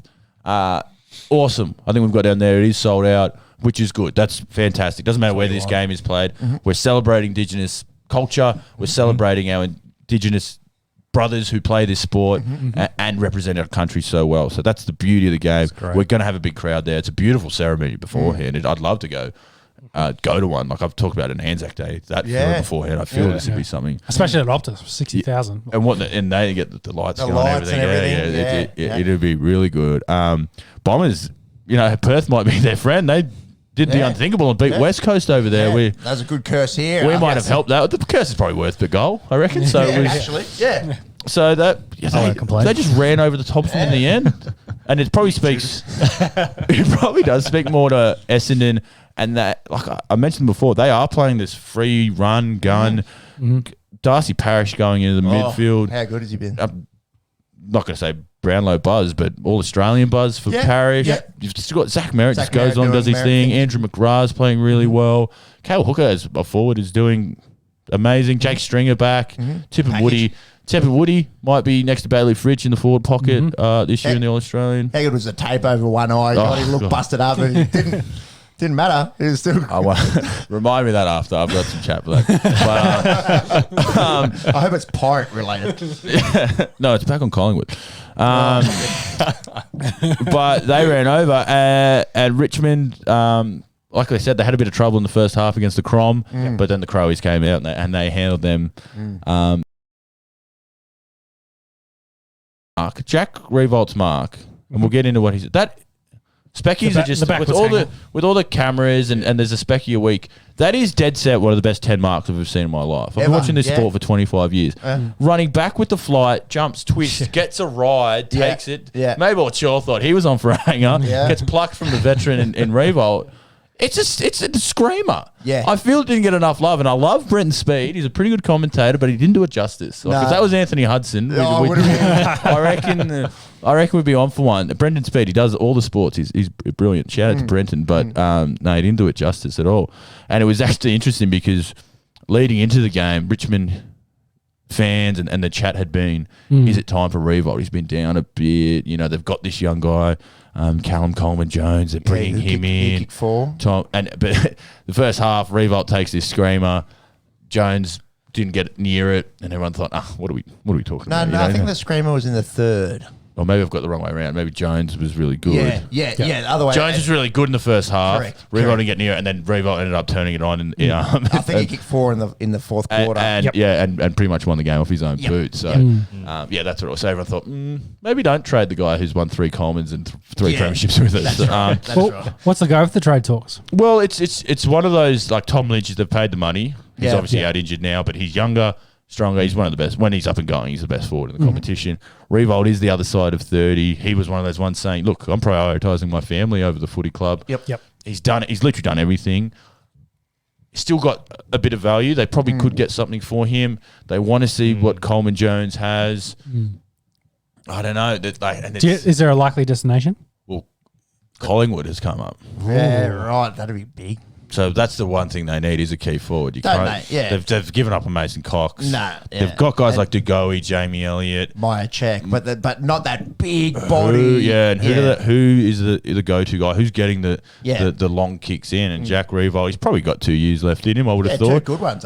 If he'd be willing to, do that. Like, I don't know, would Jack Revolt rather retire than, if you don't want me? I'm sure if the price is right. Well, Collingwood would come to it, and it always is. So it'll be They've got pretty money interesting. And other things they can throw his way.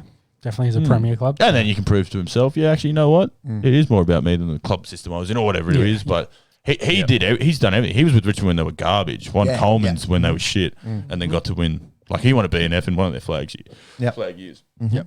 Which shows you the type of player he is. So, What do you think here? So, who are we backing in this one? I think I've gone Richmond.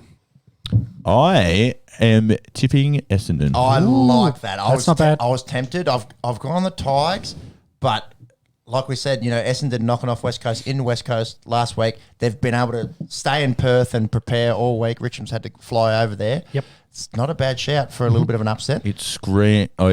And we did this. I did this a couple of weeks ago. It screams of Essendon. They've gone from plucky underdogs to, hang on, we're nearly coming 8th. Yeah. Oh, let's take. It's like that. Oh, we'll take this one really seriously. Where Richmond go, come here, little boys. Come on, come on, come here. In you come, Fishy. Come on, big crowd. He's 100 on. Oh, big crowd. You say, you won that Anzac game. Come on. 8 big crowds. Oh, come on. We're not.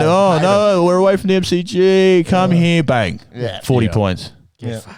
Yeah. Thoughts? Did But you? I do have Essendon. I do think that they got something. Ben Rutten, shout out. He's probably coach of the year at the moment. For mine. Monksy Judas? Yeah, any Judases? Nah, I've backed Essendon in this week. Oh, Yeah, Desmond. That's Desmond. That's the first one for the night, right? Odds, please. Yeah, I believe so. Yeah. Yes. So Richmond are favourites $1.54. Essendon are out at $2.49. Margin monkey, Macca. Oh, Yeah, you don't need to ask me anymore. I'm forgetting on you. I've switched over I'll to go 9.5. 11.5. Oh, I'm 2 2 points Two off odds. there. Yeah. Loser. That's a good line. I know. Yeah. Well, I think Essendon can win this outright. So if you're not as confident as me, 2 goals is a good little head start. Peps, do you want to take us to this game? I forgot they were playing. That shows you how good I'm going. So Yeah. Two games to go. The 4 and 7 Blues take on the 6 and 5 West Coast Eagles Sunday at the SCG. So again, much the same as the last game we spoke about, with Essendon staying in Perth and being able to prepare there. Carlton would have been in Sydney all week and been preparing there. I did allude to it before, but it was just the classic 4-goal loss from the Blues. These are their losing margins this year: 25, 21, 28, 18, 16, 26, 22. The positive, I guess, they've never been blown out. You go into a fourth quarter and they've been in every single game that they've played this year. That leading in includes games against the Dogs, includes games against the D's, includes games against Port Adelaide, Richmond, good sides. I think the downside of it is, do they lack that killer instinct and being able to actually win these games that they're in for the majority of it? So you tip him? We'll get to that in a sec. I think it's a weird one because I touched on it last week. Those losses, we've mentioned those 5 teams are the 5 best teams in the comp. 5 of the best 6. Yep. It's that loss to Collingwood, which looks like an outlier, and then Sydney. That's sort of a telling one. Them in Sydney, I'd put them in the same group. So for Sydney to run away with that game is probably worrying, and maybe you need to start looking at Teague and saying, what is that a mentality thing? Because I think they're evenly matched teams. The scores show that as well. Yeah. But then they lose it at the end. I don't know. And Teague's copping a lot of criticism. I don't know if it really No, I agree. I lies think with him. I think he's contracted till the end of next year.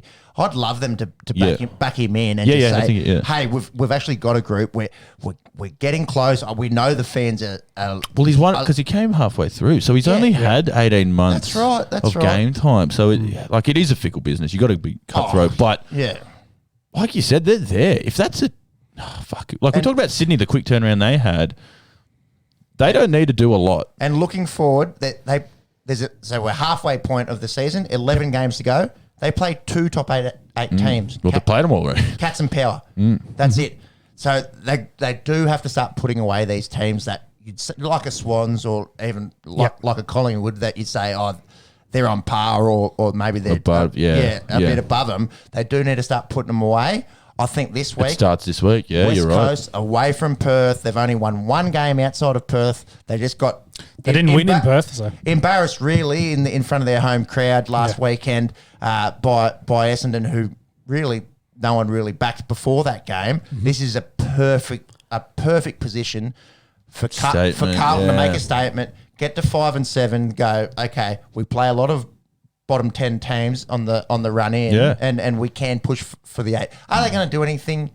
No, they probably finish but to be there, the pretenders. But and I was talking with shout out Tom Jeffrey, if you're still with us, in the groupie on the weekend. The last time that Carlton made the 8, 2013. Like that's just to be because Essendon got booted as well. And that was the 9th finish. Yeah, exactly right. That was the 9th finish. You know. That the Blue Baggers they need it soon, and they're always impatient, Yeah. Okay. Well, they're a little club masquerading as a big club for the last 30 years. That's what it's been. So, but Richmond went 30 years with the same. So it comes around. It does come around. Melbourne fans it's coming, and if they can keep Big H and. 3 goals, 5 on the weekend. God, turn 2 of those into goals, and we're having a different conversation here. We talk about it all. Yeah. Sort out that third quarter time chat, and they'll be. We missed that. But, fuck. But I'm hopeful with. I've been big on Carlton. I'm still here. Yeah.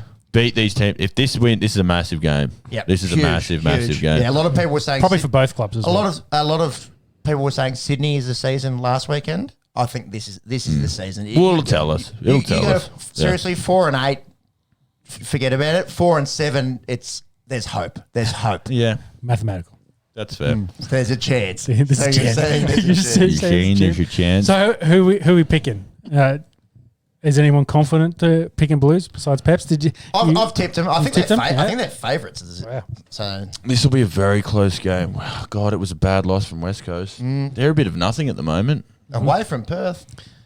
Fuck, they lost to Essendon. But they're a bit of nothing at the moment. I've tipped them to beat Carlton just purely because the players they will be playing are better than the players Carlton will be playing. Yeah. But the way they're playing, I've picked West Coast for a bounce back as well. They've been embarrassed last week. They've got to have a big game this week. this will be close. Desmond. No, I've backed you in. I've gone Carlton as well. So just Desmond. There's Desmond. Wait. Just slap him real quick. Anyway, Oh, okay. Sorry. Clearly, I've been paying attention. playing attention. Playing, yeah. Speaking of playing, so Carlton are favourites at $1.58. That's too short. That is too short. It's short. Yeah, that is too short. Yeah. Shows how they love West I'd Coast. take West Coast head to head. Yeah. West Coast are $2.38, 4.5. 10.5. I'm taking that. That's, Losing your touch. Is that a 50 burger from the St George Illawarra Dragons? That it is. Yeah, baby. wasn't it 12 all like a minute ago? Dufty making a statement. There's a lot of Big Dog got all the try scorers. Just not the first one. It's a fickle game, the first try scorer, isn't it? Well, we'll wrap that up in a minute. Let's go to the last game of the AFL first. I'm sure Joseph would love to run us through this one. We'll run 30 seconds. Western Bulldogs, 30 seconds. 6:40 Sunday evening It off the is. stadium. Dockers coming off an 8-goal loss to Port Adelaide. Their forward line has been killing them. They are just quietly 5 and 6. There's a couple of teams in this bracket: the Carltons, West Coast, Fremantle. Fremantle's young core is really good. It's killing them in the front half. Matt Tabin is a really good key forward, but they've last in the competition for tackles inside 50. They've thrown Michael Waters. We were talking about that last weekend to play forward to help mix it up. He hasn't been effective. 5 goes forward. He can't hit the side of a barn. 0 goal 7 in the first term kills you as a team. Yeah, that's Kills you. messy. We've spoken about Harry Mackay, people, and maybe Jack Rewalt possibly being on the market. And they would you see Freo throwing some money? So at him? they have tried from the Travis Cloak days. They just have never been able to bring over key forward. They finally got Jesse Hogan, and he couldn't stay on the park. Goes to WS, good form of his life, although he's injured now. They just have always. And Taberner is good. He's doing all right. He's kicking goals. I think he's up there in the comedy. He'd be top 5. But the rest of it, I don't know. They just don't. They need Hayden Ballantyne. Bring him back. He's a shit of a player, but pressure small forward. It's what they're crying out for. I don't know.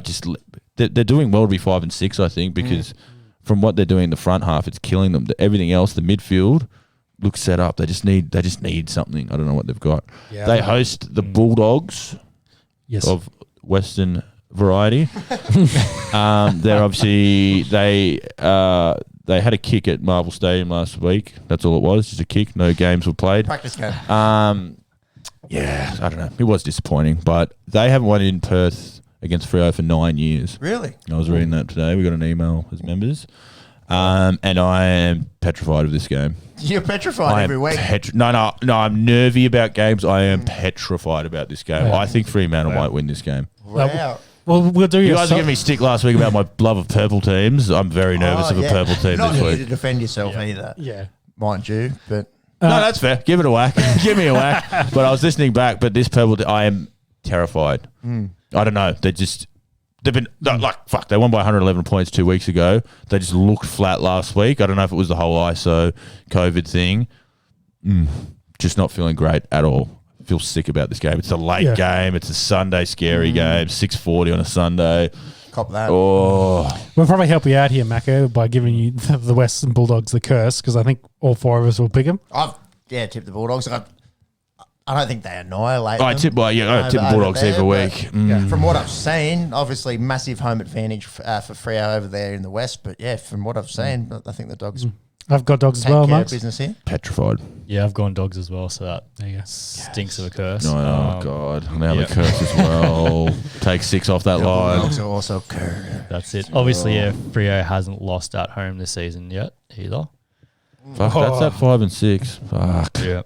like. We talk about West Coast not being able to play outside of Perth. 5-0 Yeah. at Optus and 0-6 on the road. Owen.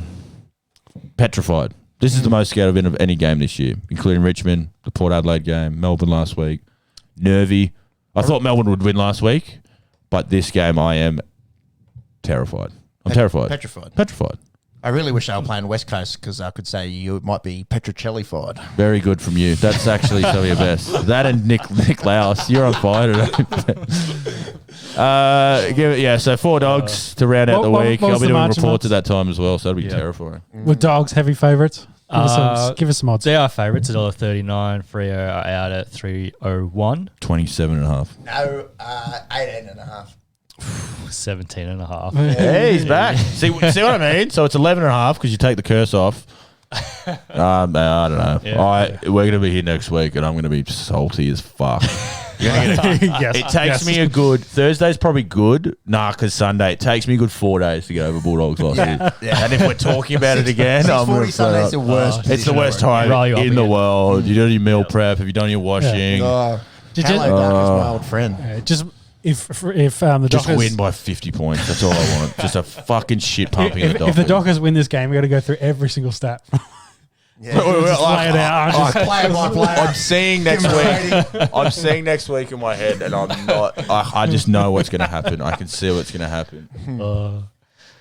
And That'll wrap us up. Yeah, so AFL dragged on a bit. But yeah, it no, was that's all right. Good chat this week. GWS, Geelong, Gold Coast, Hawthorn and North and Port all on buys this week. Before we jump into some cricket chat, let's just wrap up the Brisbane game. The Dragons end up smoking Brisbane 52-24.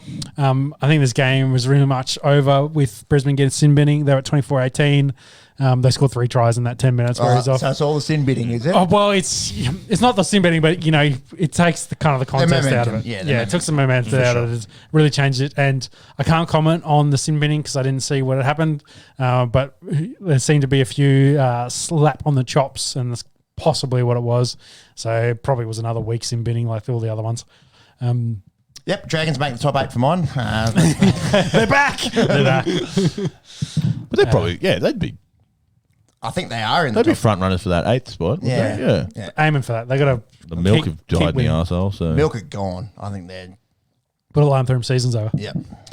Let's talk about some cricket. And in some good news for the cricket, the IPL looks like they've got a restart date. Not as soon as they were hoping.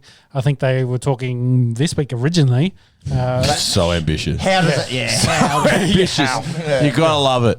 Gotta love it. Yeah.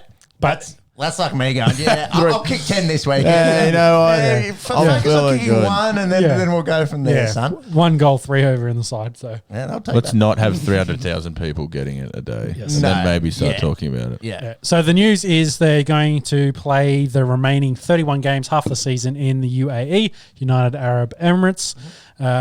So it looks like they'll probably cram a whole bunch of double headers into sort of a 3-week window. Which would be good viewing for mine. Yeah, but targeting September, October, which is before the World Cup. Yeah, and then after their test commitments over, After test commitments. over in England. Yeah, I think the only concern is the Caribbean Premier League in the West Indies, of course, would mean they overlap with the end of that There's series. a little bit of competition, reshuffling sorry. of the cards. I'm sure the BCCI has no power over the Caribbean.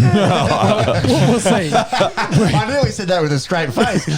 Yeah, we will see. I think the Caribbean, they've asked them, can you move it forward a couple of weeks, and they haven't got any response. The boys over there might give them a big middle finger and say, fuck off, we've got our competition.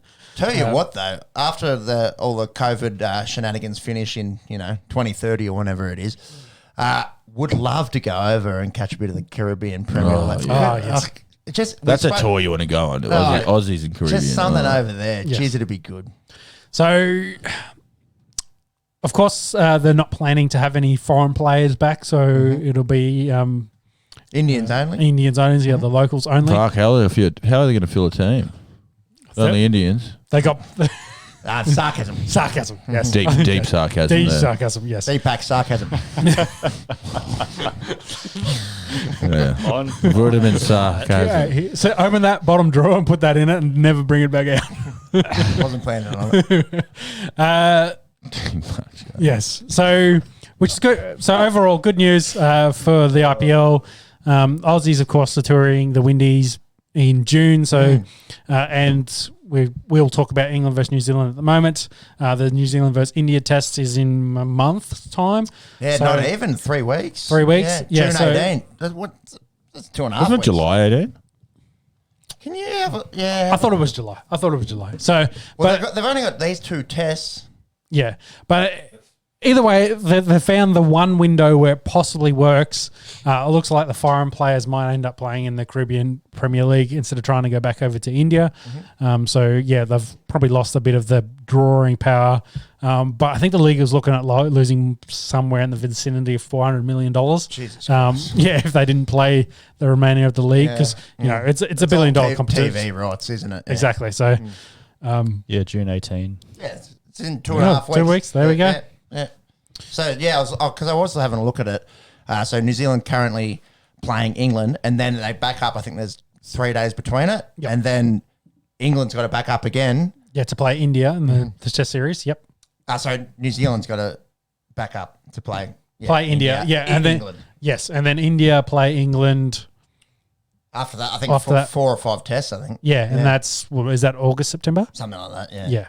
So, and then Plenty of test cricket through our winter time, their summertime now, yeah. Yes. And then that, of course, will then lead into the start of restart of the IPL season. So, good news for that. Unfortunately, of course, no foreign players.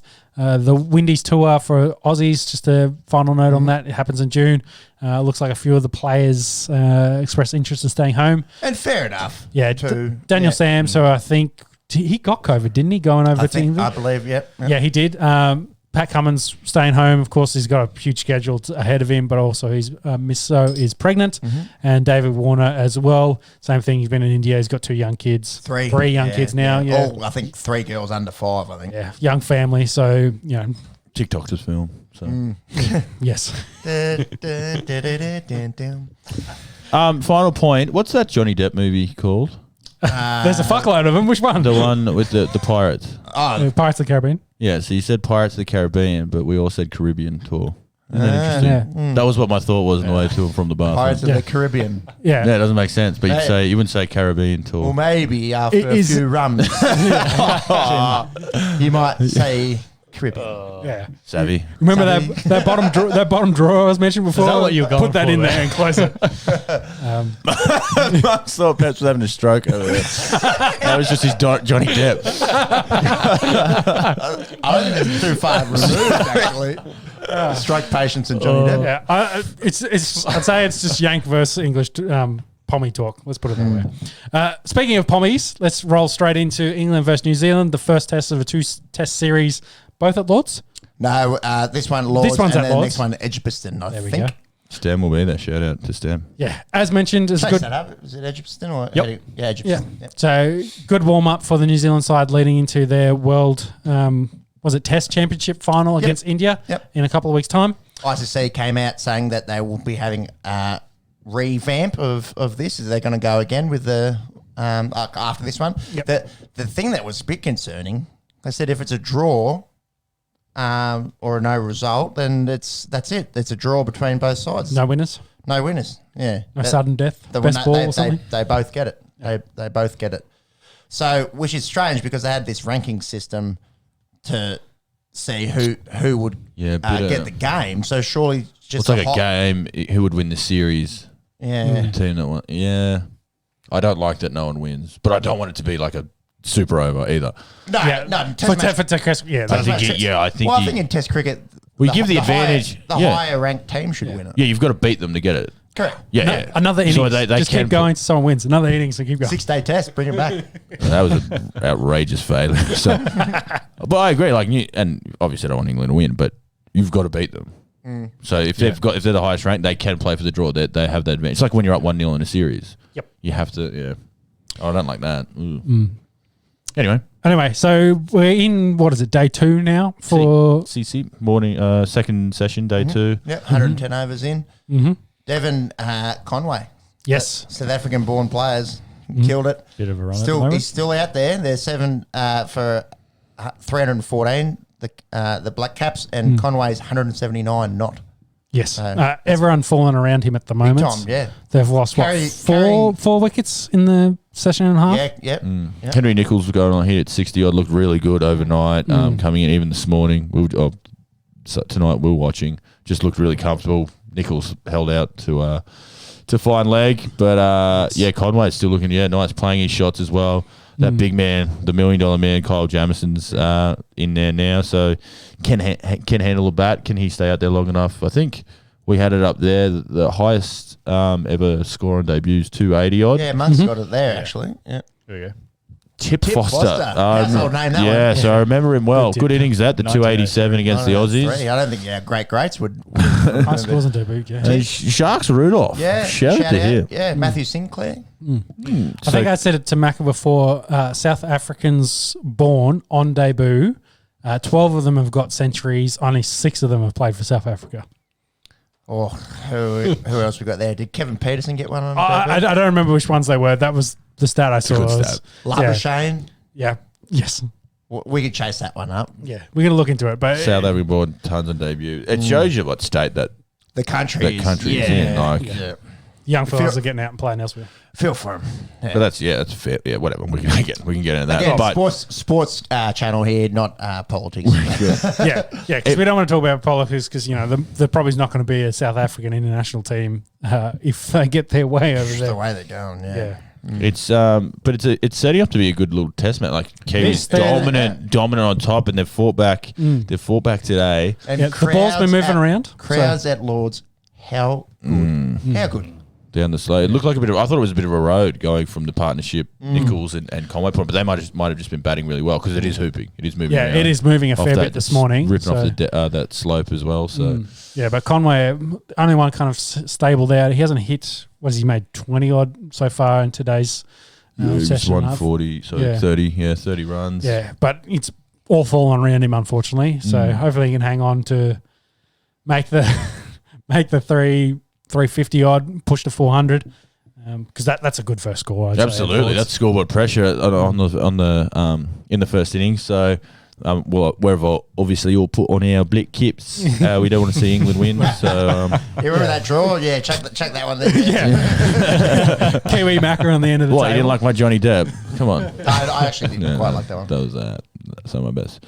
But good to see Test cricket back. And I kind of like that it's at night. You can sit up. And have the Test cricket. Yeah, it's a good time for it. So yeah. So I think we're all back in New Zealand in this one. Oh god, yeah. Yeah, go. I mean, yeah, you can put 300 on the board. And it's a kind of interesting test to kind of show the. I don't want to say best of the rest. India's number one. They're out there in the lead. New Zealand have kind of got England look like they may win a series in India and then fell flat on their ass, and we've talked that to death. And then you've got New Zealand kind of taking on India in a couple of weeks. Then England's got the reverse series with India in England.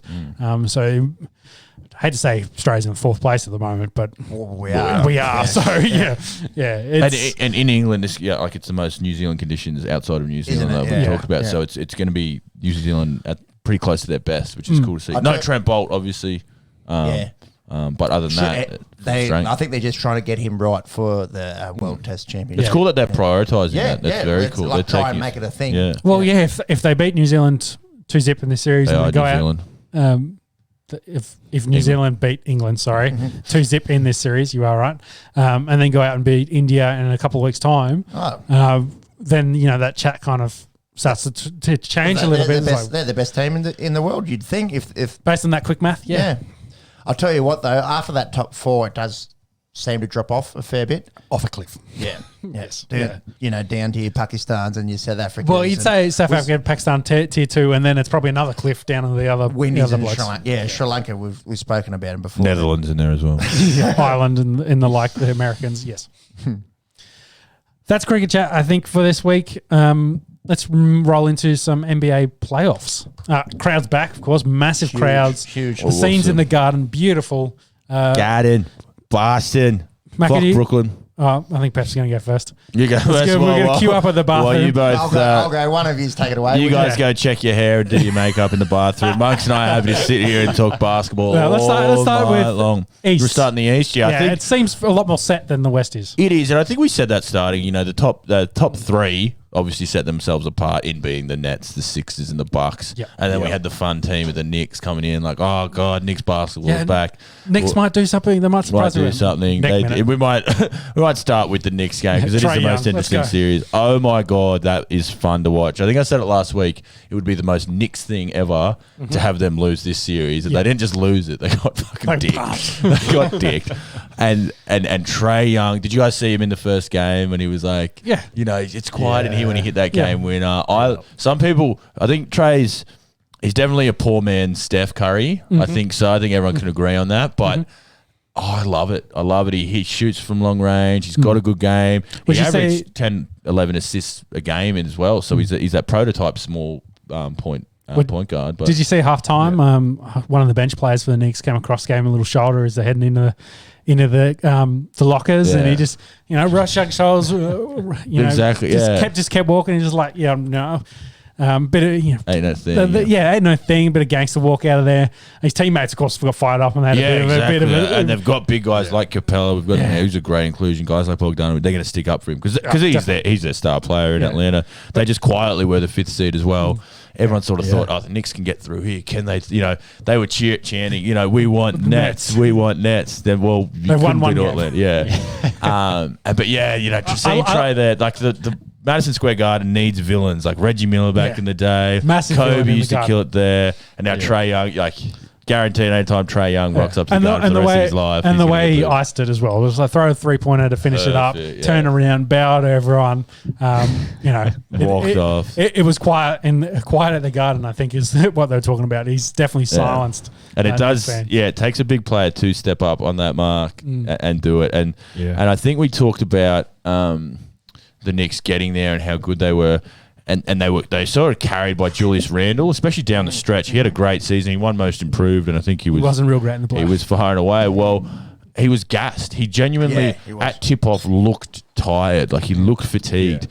And it's very easy to say this retrospectively, but Tom Thibodeau, very good coach.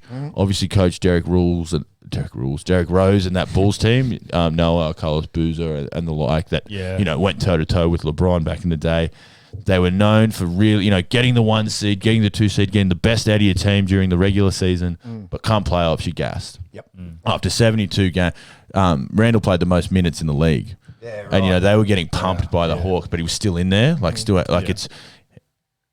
Greg Popovich is he sort of started the resting and the load management thing. Going down the stretch, when you're in the playoffs, you rest your stars because it's a second season.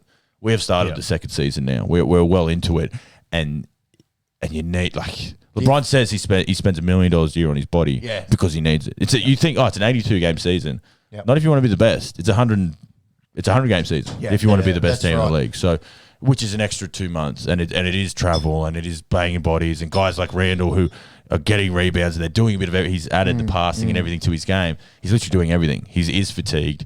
So, do you think they maybe put more emphasis on trying to get that 4th seed and pushing them hard to get that 4th seed, and then it's actually bit them in the bum? 100%. Yeah, I think it's definitely cost them down the stretch, and they are an overachieving team. Like if you look, the team's not that impressive. No. Randall was the most improved. If you are getting most improved, that means you've come from a long way. They've definitely overachieved. They're lacking another piece. If that team stays together, they won't get better than a 4th seed. But again, it's interesting because Thibodeau went to Minnesota and they did nothing either.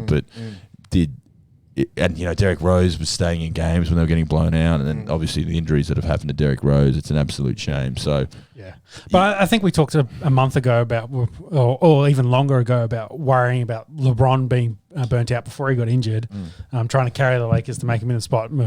Randall did that. They've carried that team and got burnt out in the process. And they don't have. Randall can't lean on Anthony AD Davis. You or- can't lean on veteran players who have been there before. And they are fun. They're fun as fuck. And seeing playoff basketball at Madison Square Garden is awesome. Yep. You know, the fans made signs against Trae Young. They had, organised chants against him. Like, they're scumbags. Everyone wants Knicks to be good, and then they're in the playoffs. Everyone goes, actually, we fucking hate the Knicks. We don't want them to be good ever The again. Knicks fans. They're like Collingwood of the fucking NBA. Like, you know, wealthiest, most famous club. But everyone hates their fans. So Do we want to talk about who they face in the next round? yeah, the Hawks, they go up against the Buck. No, they don't. Sorry, they go up against the 76ers. They do get the 76ers.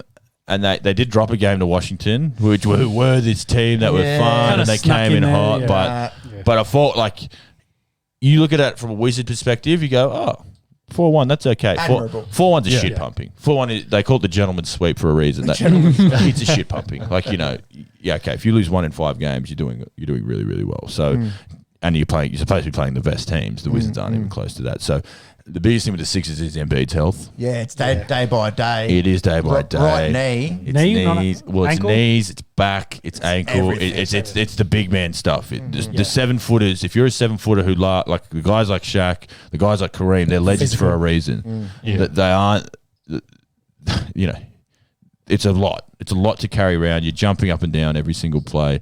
You've got to be an absolute specimen to make it, to then succeed and sustain that success.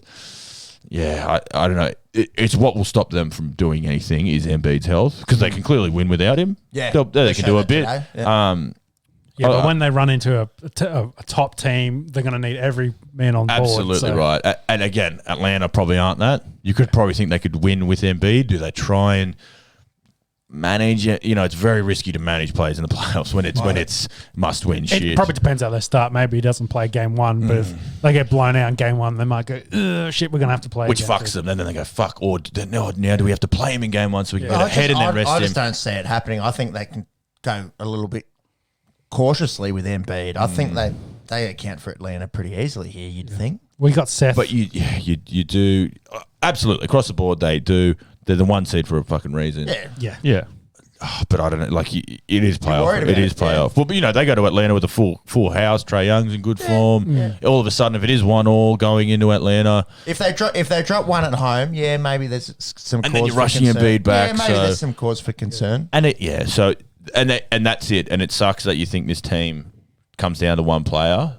It doesn't come down, but their next level is based on this guy. Like, he had MVP chat before the injury, so that's right. that's basketball. He's a very good. That's basketball. Very good player. Their mix, like we said, like throughout the year, is brilliant. Ben's like, he had the triple double. We love Benny Simmons. He's our Aussie. Like, you know, he's just quietly does his shit. Yep. Like, he's a very good basketball player. He doesn't get the comeuppance because he can't hit a 3, and that's where the league is at the moment. I think he couldn't hit any free throws. Well, he can't shoot. For any type of shooting, he's garbage at. But Luka is 41% from the free throw line, but you don't hear about that. No. Like, it's his thing. Everyone needs to get over it. He's never going to become a shooter. He's going to miss free throws. He can't shoot a 3-pointer. He does it fucking everything else. Yeah, that's why very, they got- very well. So That's why they got blokes like Seth in there, is the other guys that will shoot. 100%, yeah. So he can draw 1 or 2 guys and then, Yeah. And he's the best defensive guard. I mean, he's very loosely a guard. He's the best defending guard in the league because of his size, purely because of his size. So, I think they account for Atlanta pretty easily. It's just, it will be interesting to see what they do with Embiid. Yeah, I agree. I think this 76ers team is much better built than it was, say, last year. Yeah, Or I the year agree. before, And they've had the pains of the last year. Like, they've had this, trust the process. This has been coming for 6 years, and it kind of...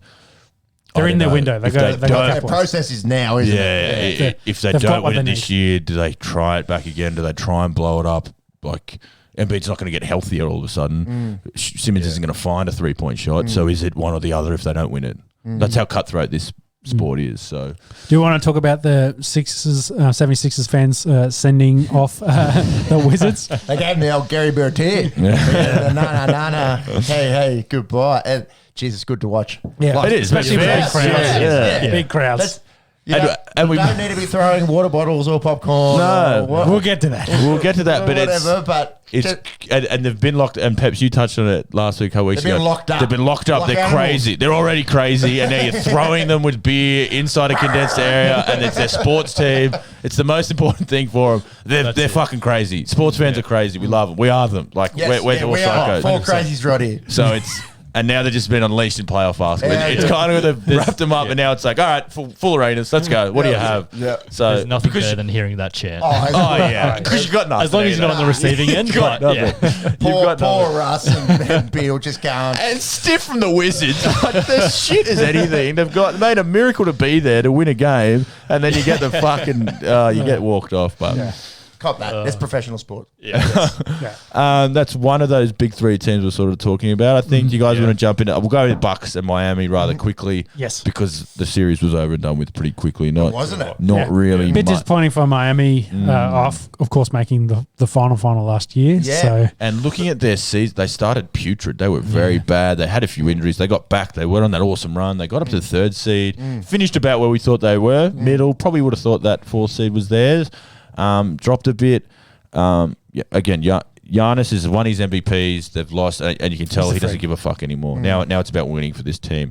Middleton, Drew Holiday is a fucking good basketball player. Massive fine for them. Those three players, no one talks about that as a big three. Yeah. That stacks up anywhere. That really does. That's going to be a very fun series. If we can get them in the nets, that's going to be very fun. We do have that. Sorry. We do have that now. So it'll be interesting to Bucks see. versus Nets. Yep.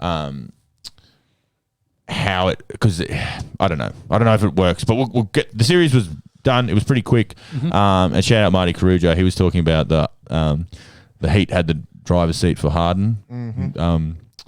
They were approached for Harden. You know, guys like Tyler Herro, Duncan Robinson, a few draft picks, a few other young players that got them to the finals last year. We said Jimmy Bucket's probably isn't an A grade top 10 player, but he brings all these young players up and brings the best out of them. Without him there this year, they turned out they weren't that good. No. And you'd much look what Harden's doing at the moment. Like you'd probably rather have him on their team. So the Heat, where are they? I don't know where they are. So going forward, so if you're a Miami fan, the Bucks do go up against the Nets. It was for 4-1, like we said, 4-1's a shit pumping, and a couple of these games were shit pumpings. This was a lot of fun, and it was based a lot around Kyrie Irving and Jason Tatum. Yeah. He's really said this. And Boston fans I saw were saying this is his Jordan series against, when Jordan came out of nowhere and he scored all these great points and then he went on to be the best. Jason Tatum is not Michael Jordan. Please don't clip me for that. But he puts up 50 in that win. And aside from that, he was just like hitting big shots, going up and down the court, doing a bit of barking as well, which I like to see. He's a bit of a reserve player, quiet guy. He was good in all their games. Every game. Didn't play a bad game. And like he had some quarters where he was the best player on the court with that big three. So he really is that good. He's another 22. off season. Jaylen Brown beefs up. I saw Brad's. Did you guys see about Brad Stevens? And I think he wants. He wants to step away from coaching and sort of join the front office. I think I did see Because this. he's like burnt out. He said it's the bubble and everything. Okay. So and he copped a lot of flack this year. He's supposed to be this great. He was a great college coach. He came up here, have this all the great pieces. Again, American sports, it's quite harsh, quite fickle, but that's what he wants to do. I think he'd be great in the front office. But now, who do they bring in? Do they need to bring in another player? They thought they had it with Kyrie. I mean, and we're about to jump into that, but we'll get to that. That cost them probably 2 years. What they gave up for Kyrie and bringing in, but they seem to need that superstar player. They've got it. His name's Jason Tatum. He wears number 0, and he's 22, 23 years old. So they're good going forward. Now it's just about building around Tatum. Now they know it's not a good core. You've got the superstar. Help him. Do you want to talk about Kyrie then? Well, we've touched on it throughout the episode. You've got it in big letters there. I do. Well, I'll get to that. But obviously, so before Few points before that. It blew up because Kyrie was walking out down the tunnel and he wore a water bottle to the head. Yep. Half full water bottle, copped to the head. Glancing blow. Look, first thought, I went, that's funny. He blows up deluxe. You stop and you think, like Russ copped the popcorn. He blew up. Yep. It isn't fair. No one deserves that. No, They're not fucking in a zoo for our entertainment. And when we're over with them, we can treat them like dog shit and throw stuff. That's use your chance. Nanas are all there. But then what I didn't really, and Kyrie's history with the Celtics is bad. Like he said a lot of stuff and he's. Before you continue, sorry to interrupt you. I think Patel made the suggestion that they should get the fan and the basketball player and put them at centre court and let them fight it out. Yeah, and then how many people would throw water bottles? Like, and turn cameras off. So you don't Fortunately, that's not the way it works. I know, it's not the way it is. I just thought it was funny. I'll throw that out there. Pressing criminal charges for That is interesting. for assault and battery with a dangerous weapon. Mount Franklin. Not that dangerous. Again, and Fish your water sponsor. I don't think they got Mount Franklin's over there. Oh, No, that's Australia thing, yes. Voss. Yeah. What do they got? The water. Evian. Mount, That's more European. Mount Rushmore's. Yeah, quality H2O. Mount Rushmore's. No good. And then it came out. I didn't see that. Like I saw that and I went, that is harsh. Like, and the rivalry, and Kyrie lit this series up, and it was because of Boston and all the shit they say, which like similar to Trae Young and the Knicks. Like it fuels this different type of animal, which is a professional athlete. And Kyrie is very much away from basketball. Doesn't basketball's just my job. It's not what I live for. I don't care about this stuff. Yeah. I'm whatever. I think about all these other things. Walks to the middle in warm up, goes to the logo, stomps, twists on it, and walks away. Yeah. Don't be a fuckwit. Like it's not the whatever. Do that. Yeah. Do the stomp, twist, play into the thing. Don't be Mr. Righteous. Oh, basketball isn't my thing. Whatever. Yeah. Fuck off. Like you've done that deliberately. You've done that deliberately. You obviously care. You know he did that deliberately. Bring that shit up. He knew what he was doing. There's not that much in it. But it's on the face of the logo. It doesn't even matter. He could have the old Terrell Owens. Exactly. The equivalent, Juju Juju, he was doing it last year. If he pulls his pants down, takes a shit, it's the same thing because you've acknowledged, yes, this is going to piss people off. I'm going to do this. Whatever. Cameras on me. And then I'm going to go and score 30 on you. Yeah. But don't then preach that, whatever, I don't buy into this shit, whatever, I don't care. It's like, it's not just a job to you. You know what it means. You know what it means to other people. So don't go out in the public and poo-poo your influence and and say, whatever, I'm just a basketball player, I'm nothing. Then don't act like that. Just rock up, play, and then leave. Don't do the press conferences. Like, that shits me no end. You know the weight you carry in the public. You know what your actions and your words do. Case in point. So don't fucking act like they're just it sucks because then you got a guy like Kevin Durant who sits next to him. Knows he's a piece of shit. Like he goes on Twitter and barks at fans, and loves it. He's like, I'm a multi-millionaire. I'm a billionaire. I'm one of the best athletes ever to have lived. Absolutely, and I'm going to talk shit to you on Twitter, but knows it and owns it. Like he gets that. He gets that. Kyrie tries to play both. Just discuss. Just fuck off. Do it. Stomp on the logo. Take a shit. Take a piss on the logo, but then don't go away and say, I'm going to retire. Whatever. Yeah, I don't care about it. Fuck off. Yeah. All right, so I think we'll move into the West while we wait for an NBA player to shit on a logo. It's a bit more of a closer series in the West. A lot closer, yeah. Yeah, besides the Jazz, of course, but the other games have been very, very close. Great series ongoing and still going. Where do we want to start in the West, boys? Well, do you want to? We'll whip through Jazz. The only good thing about the Jazz series was I got my punters win against the Jazz game today, so get around me. Yeah, that's about all it was. Jazz were a much better team. Memphis similar to Washington, lucky to be there. Really, the number one seed. No one's talking about them, and they just keep rolling. They just won a game. It actually mirrors the 8-1 in the East. No one's really talking about the one seed at their other teams, and the 8's lucky to be there and did well to win a game. Leading into the, we'll go maybe Nuggets Portland next. Yeah. We'll talk LA last. And I've actually heard of. I've always thought this, but never said it out loud, and I've heard it on a couple of podcasts. Yeah. If you swapped, how do I say this? The Nuggets and the Jazz are the exact same team. They're the same team. They wear the same colors. They've got very similar players. They're boring. No one really gives a shit about them. Sorry, Sean. Small market, mountain time zone. One's got the MVP, so big foreign center, cool scoring guard who does some good things. Some weird international players in there.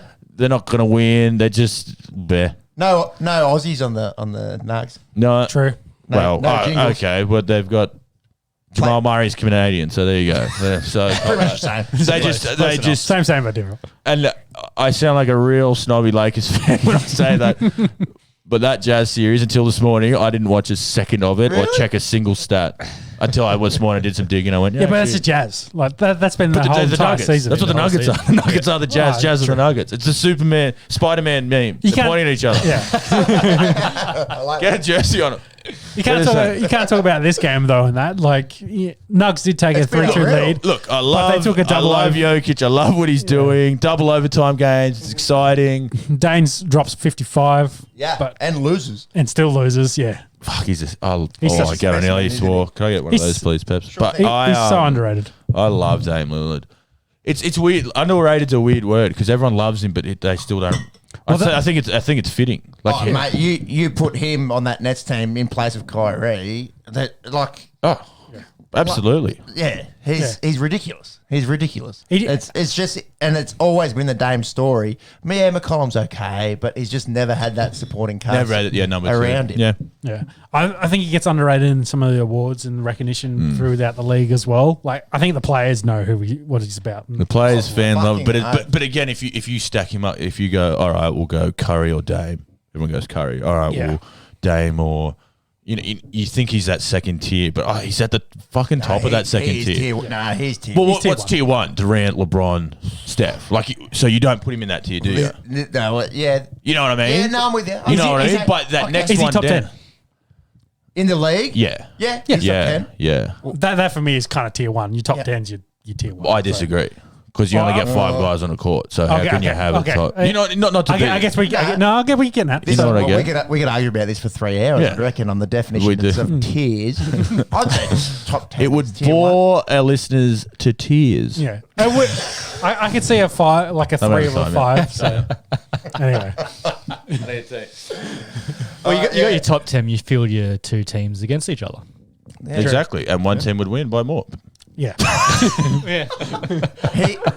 He's a staple that'd be all star. Like, he's a year in, year out all star. Yeah, So, absolutely. I don't know. Anyways, So- so the is Durant. definition of tier.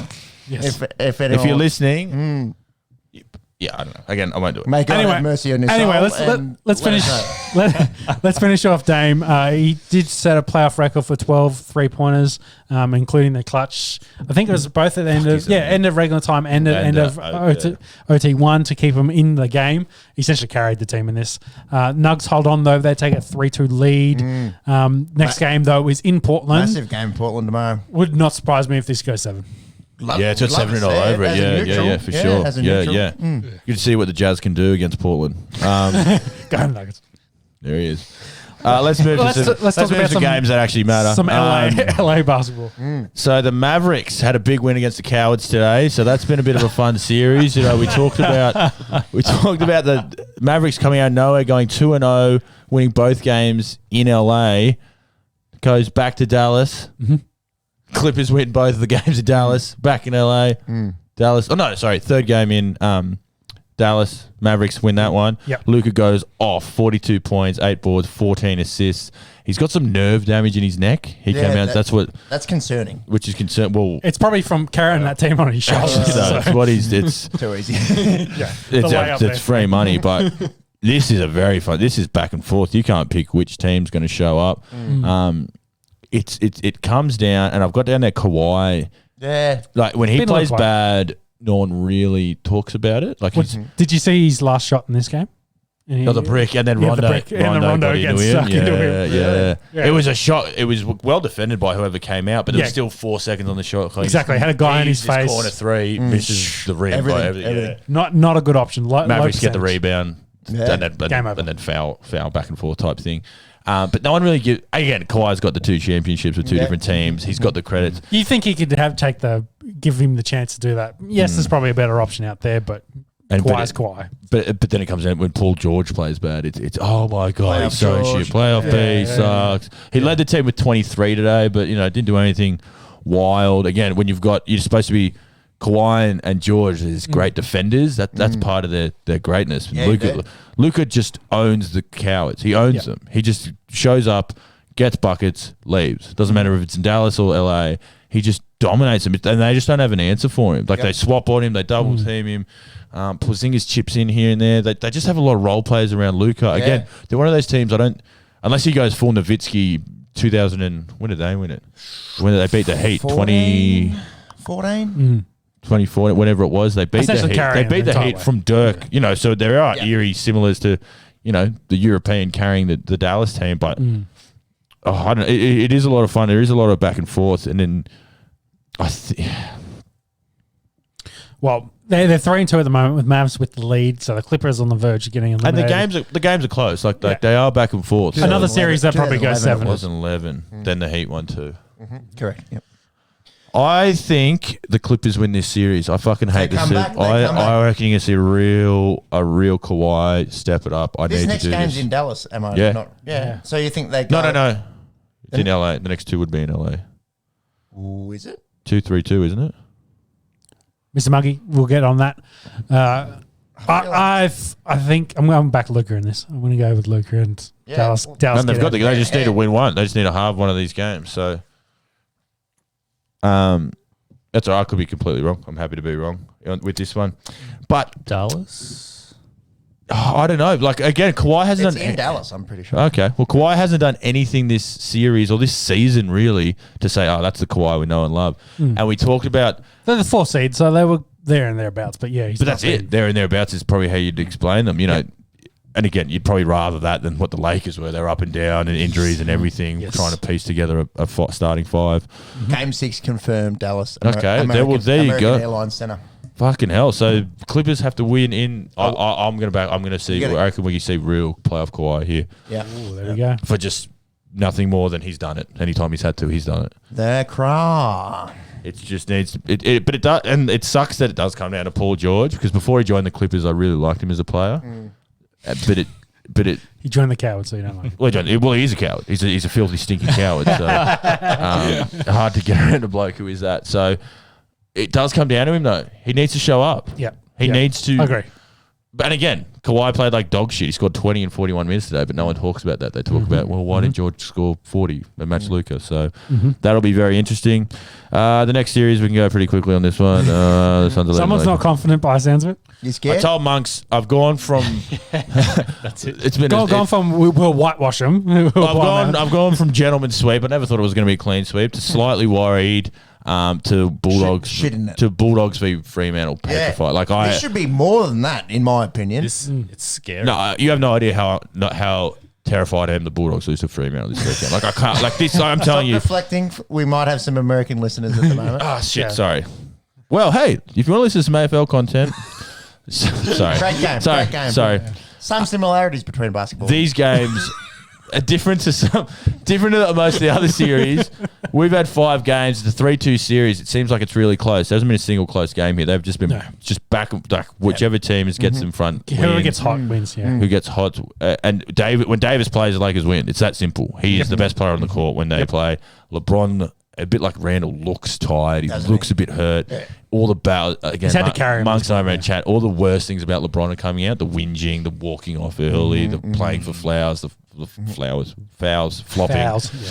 Like He needs to be eye poked a few more times. and it's one of those things like, all right, here comes LeBron, 40-point game. I'm not sure he's got it in because it's like the Suns team's young. They're hungry. CP3's injury hurts them, I think. Big time. But Devin Booker is a walking bucket. Yep. The man just gets open. He's got so many different moves to get an open look, and he just buries it. Like that first quarter was insane. He ended that game in the first quarter. They ended up winning by 30. Like this team's legit. There's the 2 seeds. You don't fluke into a 2 seed. Exactly. So. They were No competitive. one's talking about Aiden. He's so good. Oh, and he jams like hurts the rim. Like that rim must not like it. No. He just Thunderdome dunks. Yeah, and I want to point this out. I think they had their 2 starting guards didn't score a point in this game. How can you? Schroeder How do you stinks. win? How do you win when that's Oh, happening? Schroeder. KCP hurt as well. Schroeder stinks. Overall, the Lakers don't win the championships. All right. I am brave enough to admit that. That's a consideration. I am man consolidated enough that. to admit that it is not their year. Davis is named to play tomorrow, so I think they'll win with Davis purely for what he brings. It is in on LA. offense.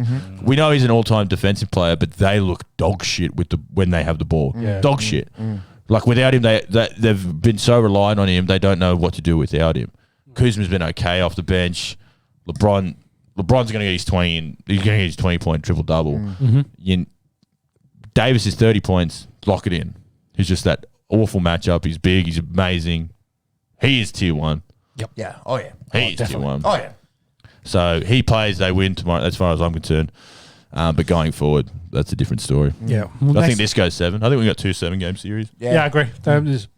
Next game's in LA, so yeah, it probably goes 3-3. So we'll have a 7th for that one.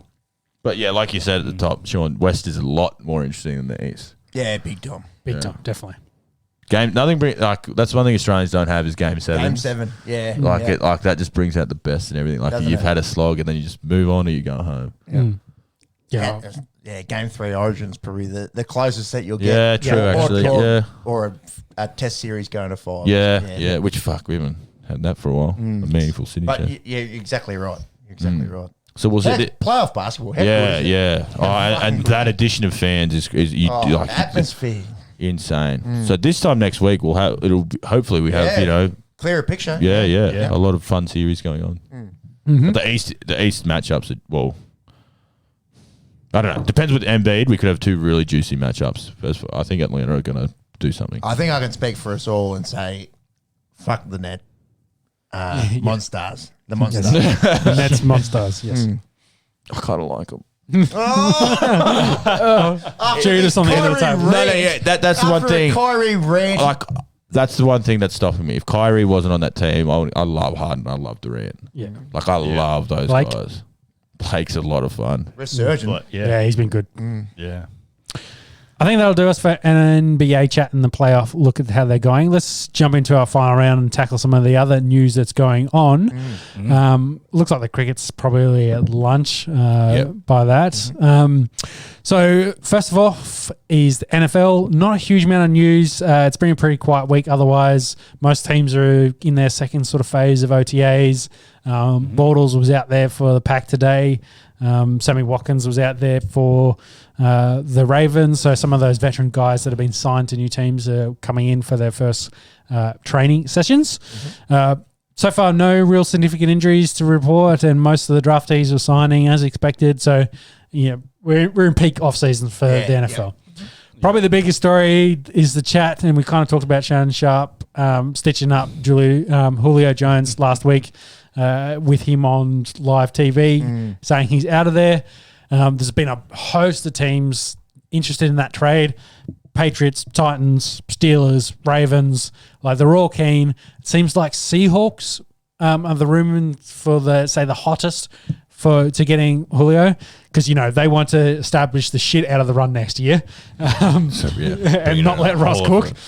Bring in a Hall of Fame wide receiver to block. Pound the rock. Can someone explain this to me? Because they've got DK and Doug Baldwin, who are like and Tyler Lockett. Tyler Lockett. I think Baldwin's gone. Sorry. They're the same person. I agree. Tyler Very Lockett- much like Tyler the Jazz and Lockett and Nuggets. DK. Yeah. Jazz and Nuggets. Lockett. I will give Peps a pass because I think Baldwin did re-sign with them last year and he was in this squad. But you still need Tyler Lockett's your slot, and the amount of They want a big outside guy. Exactly. The amount of 3 wide receiver sets that teams use this at the moment, you want 3 good guys in your receiving core. So it doesn't surprise me that they'd want to add another outside guy. If they can get double teams away from DK, then he's one-on-one and you take that all day. Julio one-on-one, you take that all day. So I can see why they'd want to do it. But also, similar to Tampa with Brown and exactly. Yeah. But the main thing for the Seahawks is they just want to bring some of those defenders out of the box so they can pound the rock. Let's be honest, that's what Seahawks are going to do. Doug Baldwin retired 2 years ago. There you go. So That's big time fuck up. I knew it when it came out of my mouth. I knew it. Yeah, But I'm pretty sure Cam Baker plays last year there's with 31 Seahawks, other teams that find a spot for Julio Jones. It's a salary cap thing. But again, the way people change the salary cap, I don't understand it. Turning money into extensions and bonuses. If you need $15 million, you can find $50 million. Which was interesting because I think the Pack did it with Tonya, their tight end. Robert Tonyan. Robert Tonyan. Tonya Harding. Shout out. Hi, Tonya. Because he had second round tender, I think, for him. And then they've converted that into like a signing bonus. So they clear like $4 million worth of cap, which means that maybe they can extend Aaron Rodgers. That's what everyone's kind of making the connection for.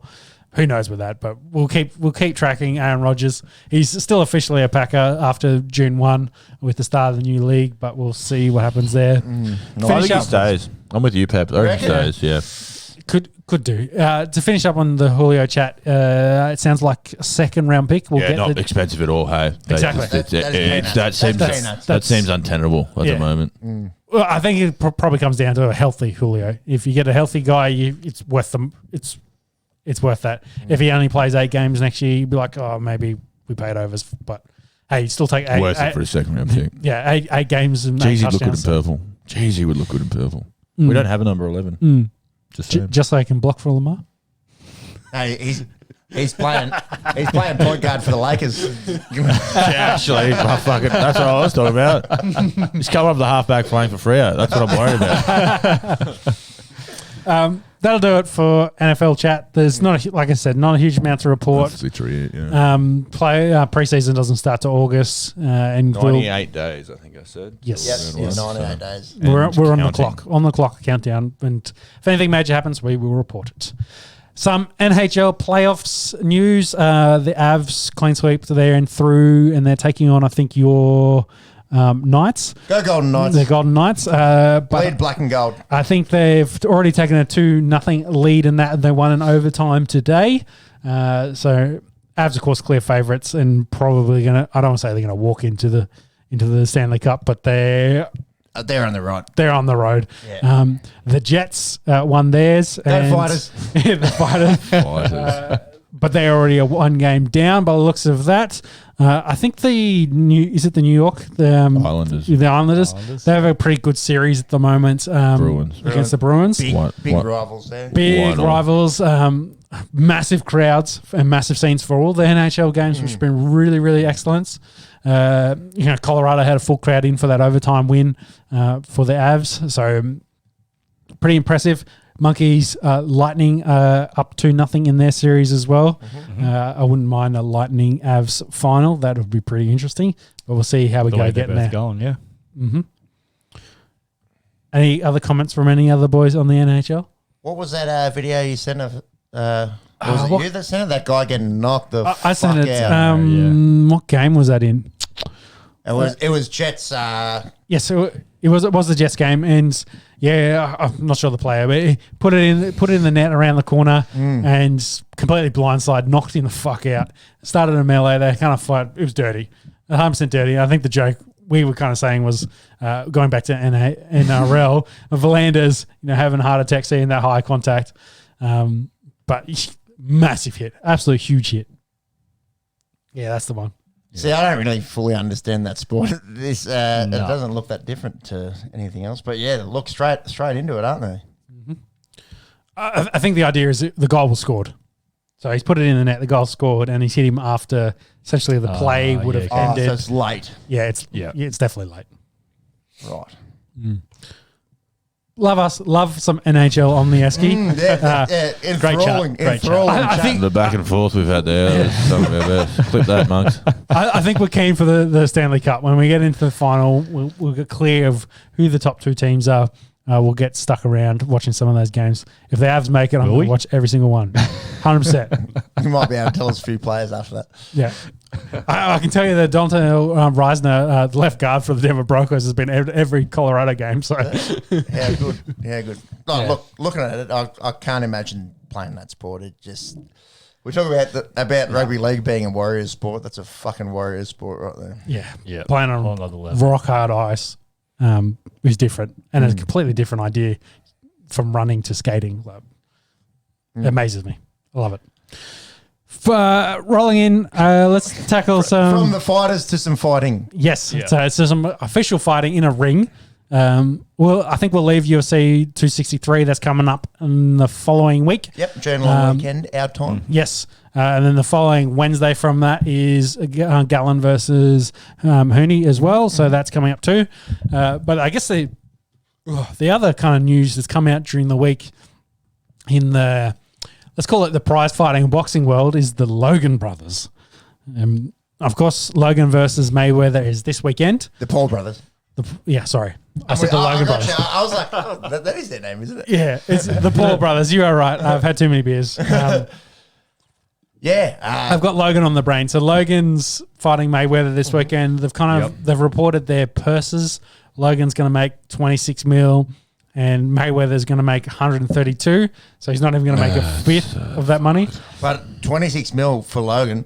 That's insane. That's what Sean was talking about off air. That is wild. Yeah, we're talking AUDs, by the way. I'm with that. Yeah, okay. crazy. Call it 16 US. Yep. What we need to do is fuck this podcast off. Start calling out Logan Paul. I'll go hit a few bags and then We're going to get famous on this podcast. Yeah, we're going to become YouTube then we stars start- and then we call out Mayweather. Put me in. I'll fight whoever. Bring back Ali from the dead. I'll fight him for 26 mil. We'll split it. I reckon he's still got you. To be honest. Oh yeah, big time. All right, I'm going to call out I'm going to call up Mike Tyson right now and say Anthony Pizzolo wants to fight you. For 26 mil, let's go. Let's go. I'd compete for Mike Tyson. Yeah. And if I die, just split it 3 ways. That's so crazy, We'll man. give Sarah- $26 million. He's fucked. That's fucked. Well, These guys, fucking hell. Go back 10 years and just jump on YouTube and be an idiot for a bit. Back to the Future. Jeez. yes. Monks, do you have a picture there of Logan at the moment? I think there was rules on weights for this. I think Mayweather couldn't weigh more than like 155 or something.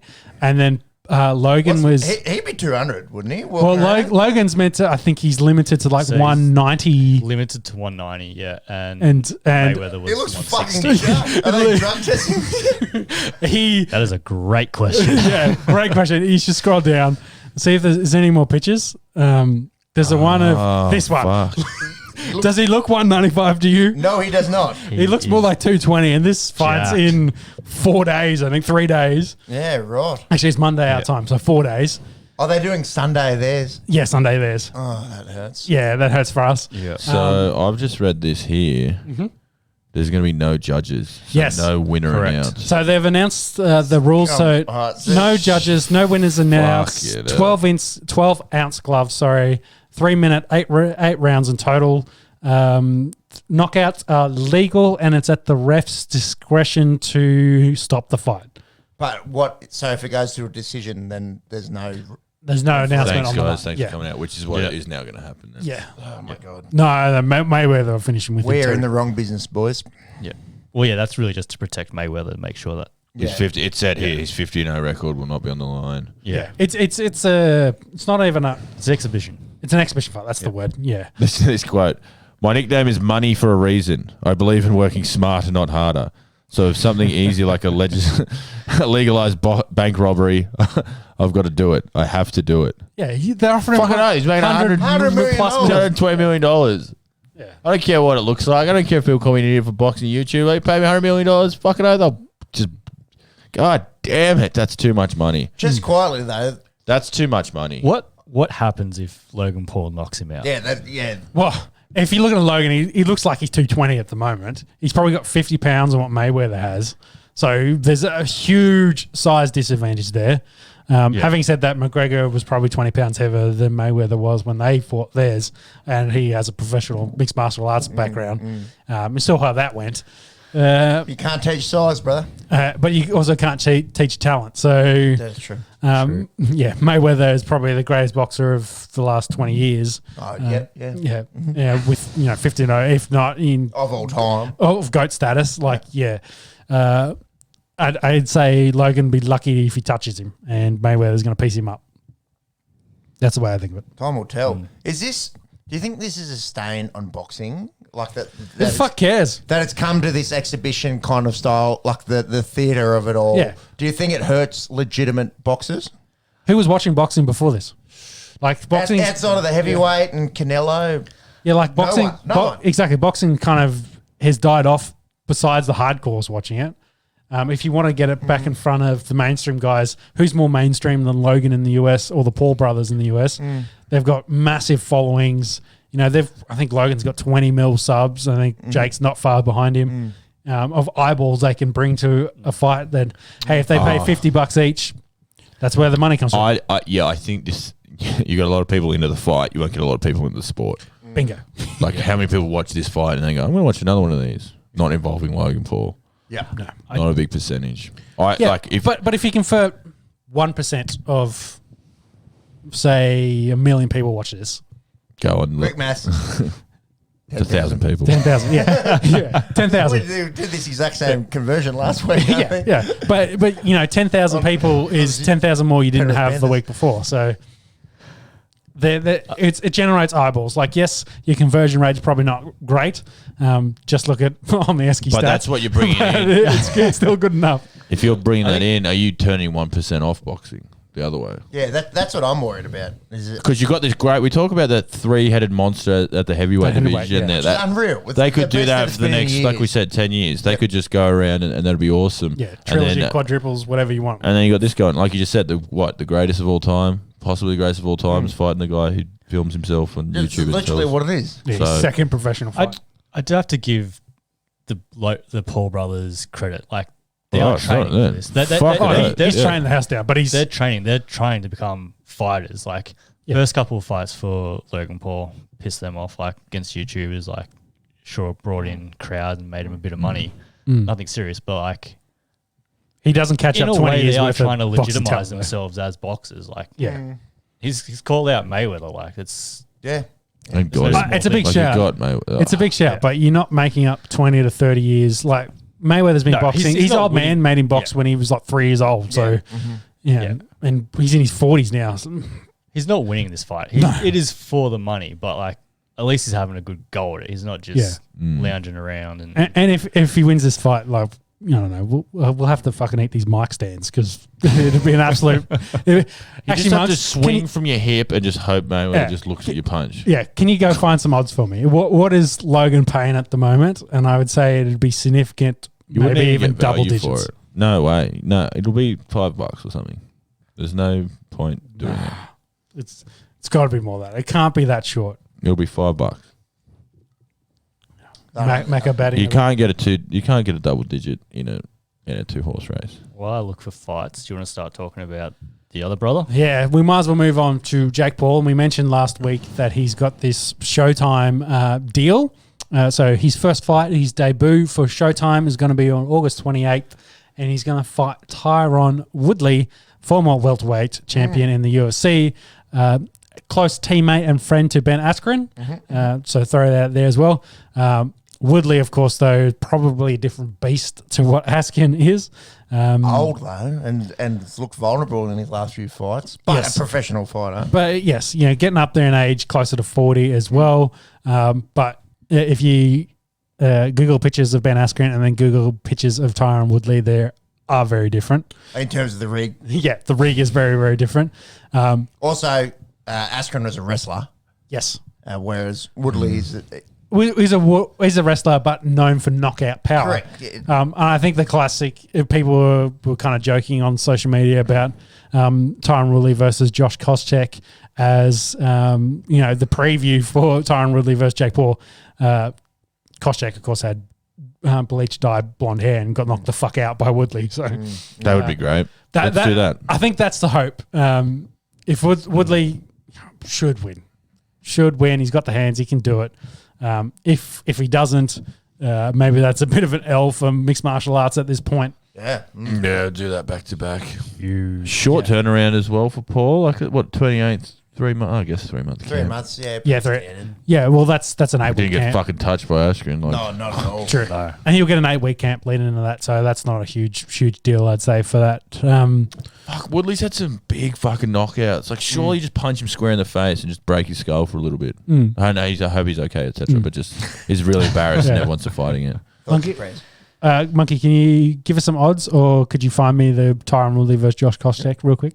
Jeez, asking a lot of you. To put you on the spot. Big night for the monk. Odds are Mayweather is favourites around about $1.12-ish across markets. So there's still probably a little bit of money. Yeah, that's not too You bad, know. actually. Sure. What's Logan at? That's So what I'm interested Logan's $556. in. Yes. Yeah. It's not enough. Nah. He's got absolute no chance. Yeah, you wouldn't think That's so. what I mean. Oh fuck.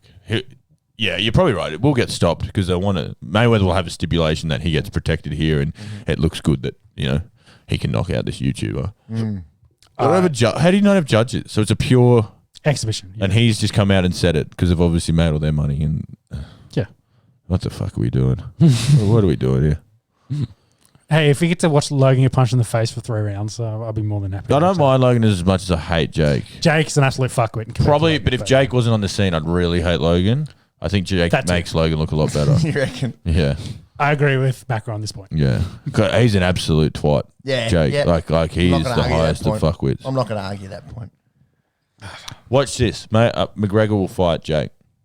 I'd love to see that. McGregor will fight Jake here because they've done this. They've got Mayweather. Well, I think Conor will go. I can make $100 million. Yeah, well, I think Jake offered him 40 mil, and then he went out and unfortunately lost to Dustin. Yeah. So then Jake's just like, you're a bum. Why go back and forth? Then McGregor's got Dustin again, and that's July. We looked at this today. That's the July 11th. 6 weeks away. Yeah, July 11th. Oh, a month away. So. That's a possibility after that. Who knows? It seems like he's got a good deal with Showtime, and they're going to want to put on They've got the big ability, events. They've got the ability to do that, Yeah. And, they're going to have drawing power and have money, so they can throw it at guys like a McGregor, as an example. It's bumming that Twitter didn't work for you, Monks. Is he going to be number 1? But, yeah, whatever. No, that's... Are you guys going to watch it? Are you going to pay for the fight? Yes. Yes. It's Monday, like our time. Yeah, it's Monday. We will legally pay and watch for this. That's the one. That's the one. So this is the Woodley. So look at Woodley as a boxer, as a physical specimen, and this is Josh Koscheck. Bang! He punched the fuck out of him. All right, and follow up another one. Then. He's so out. Oh my god! That is a beautiful right hook. Yeah, he's got some power. He's a unit. He's an absolute unit. He's a unit. A little bit like bounced up. He was that out. Yeah, but a little bit. How long ago was this? That's definitely a couple of years ago. 4 years. But it's a little bit different to Ben Askren coming off hip surgery. Hipster surgery. Yeah, hipster surgery. Hip surgery. What do they do? Put spacer earrings in. Yeah, I was wondering how long. I was thinking something as well. I was like, he gets a foot-long beard and...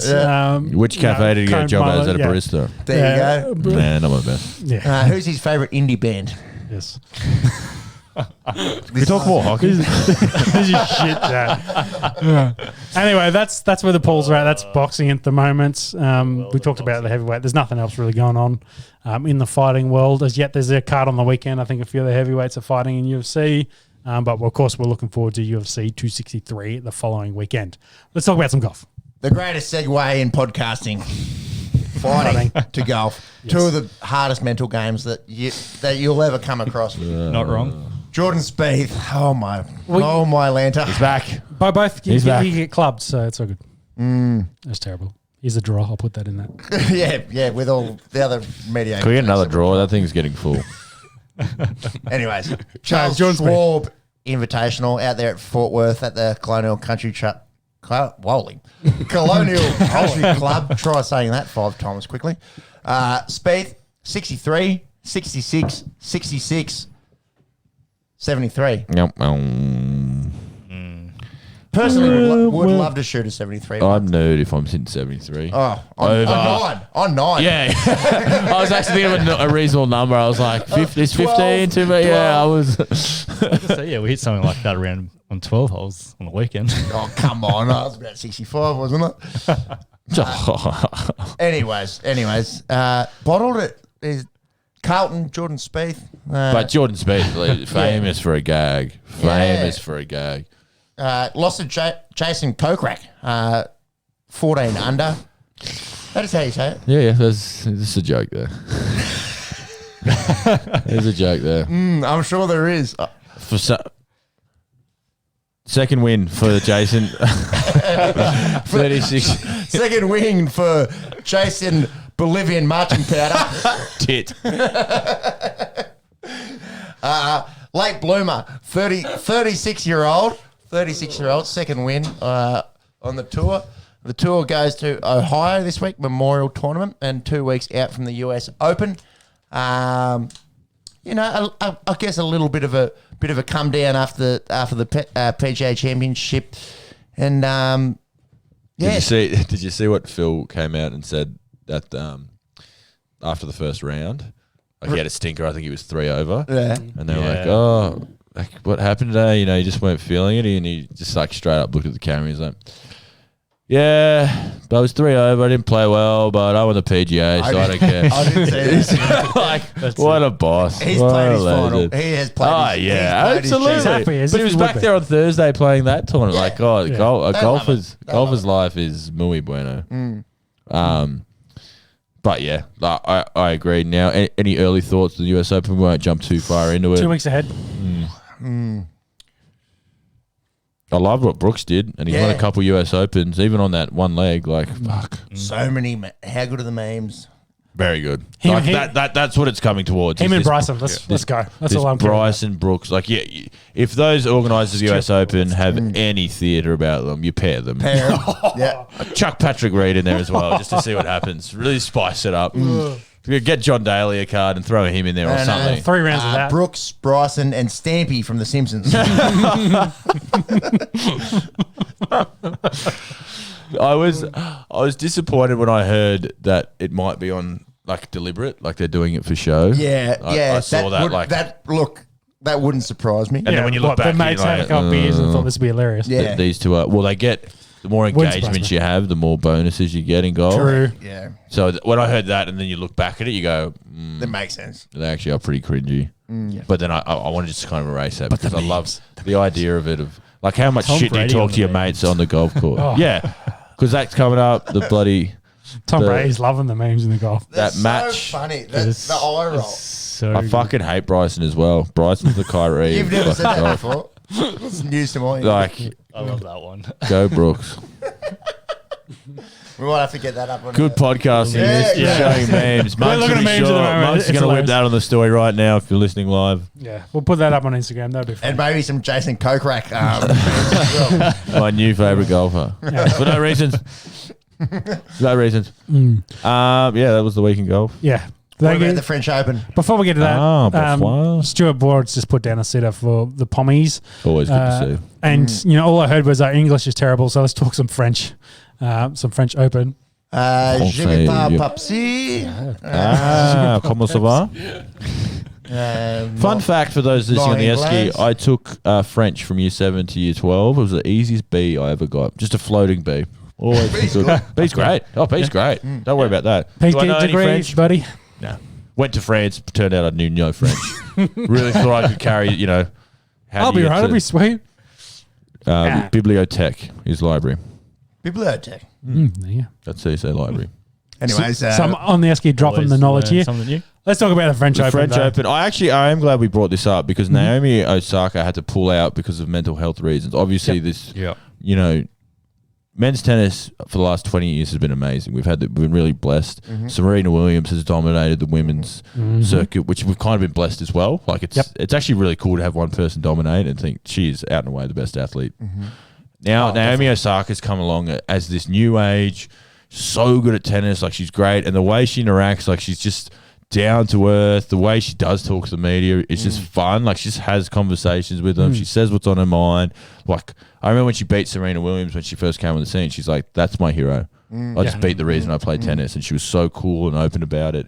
She actually came out and said pre-tournament that she's battling a lot with mental health and she doesn't like talking to the press at all. She's quite quiet and you know, soft-mannered. Plus, she's, all the pressure and the expectations Well, they put on everything. her. So And it's everything. we've talked about the different beasts between individual and team sports. And, you know, there's millions of dollars of revenue. And how do you get that? By being in the media and being there. So, you know, and she said, I don't like it. I don't like having 90 cameras in my face and answering questions after every game. And and who would? oh, exactly. And like the argument and what ended up being her downfall is you're getting paid millions of dollars. Without this media, no one knows who you are. You're Naomi Osaka, you hit a ball, which I think is just such a disgusting way to look at this. Like she's come out and It is.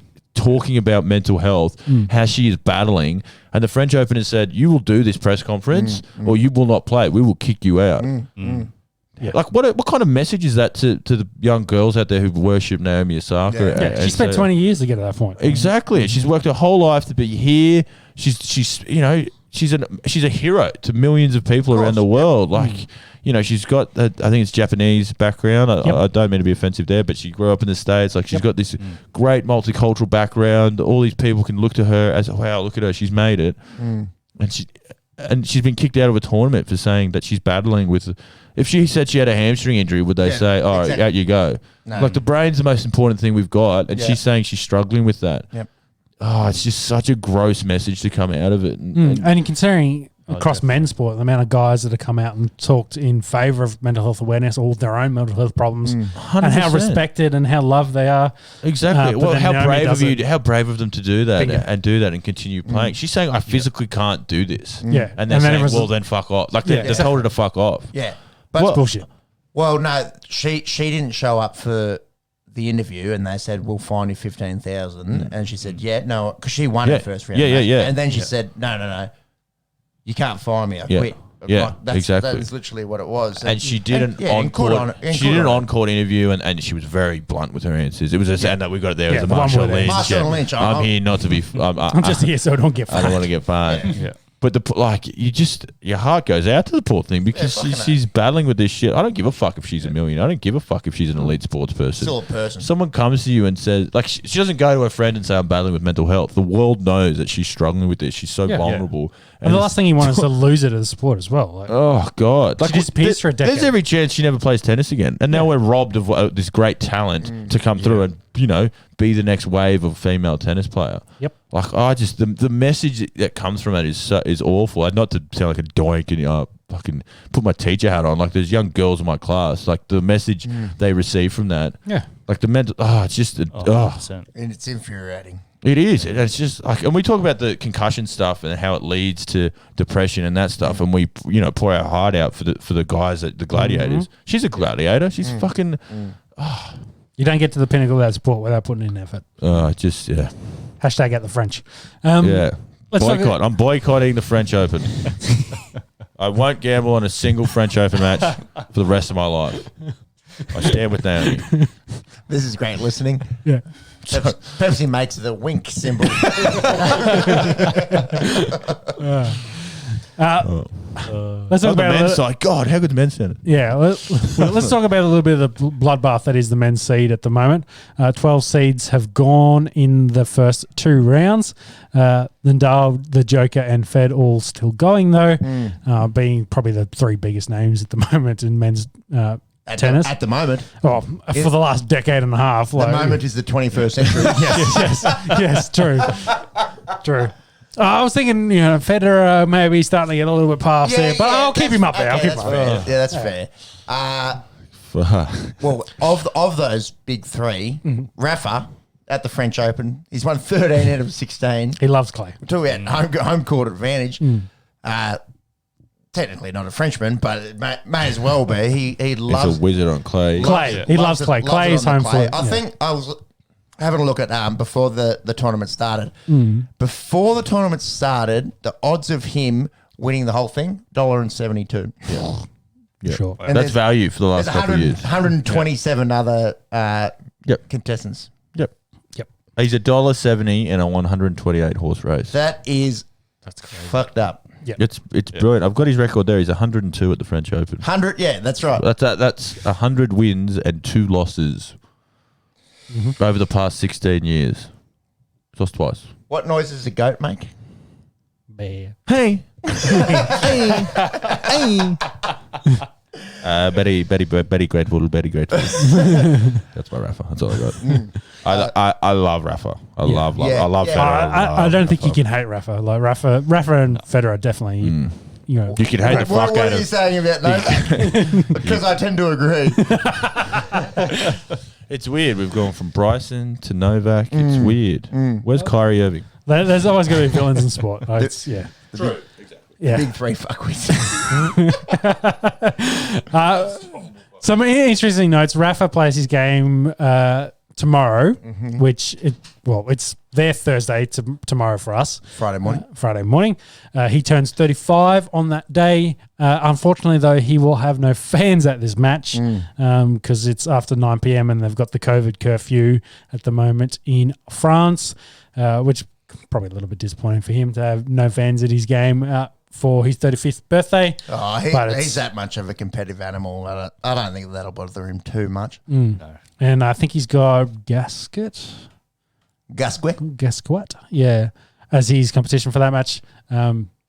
let's assume Rafa keeps rolling on. He won't. It'll be him in the final, or God forbid he loses in the semi-finals. Yeah. Oh well, of those three blokes we mentioned before, it'll be someone of that combination. Would say if not maybe one upset. Or Tsitsipas or Dominic Thiemes has won it before, so maybe one of them push Nadal, but yeah, it's probably Nadal versus the world in this one. Yes. There was a little bit of a COVID scare for the French Open. There was a doubles team. I think they were meant to unnamed, and a few papers were reporting on who they actually were, but they did get COVID.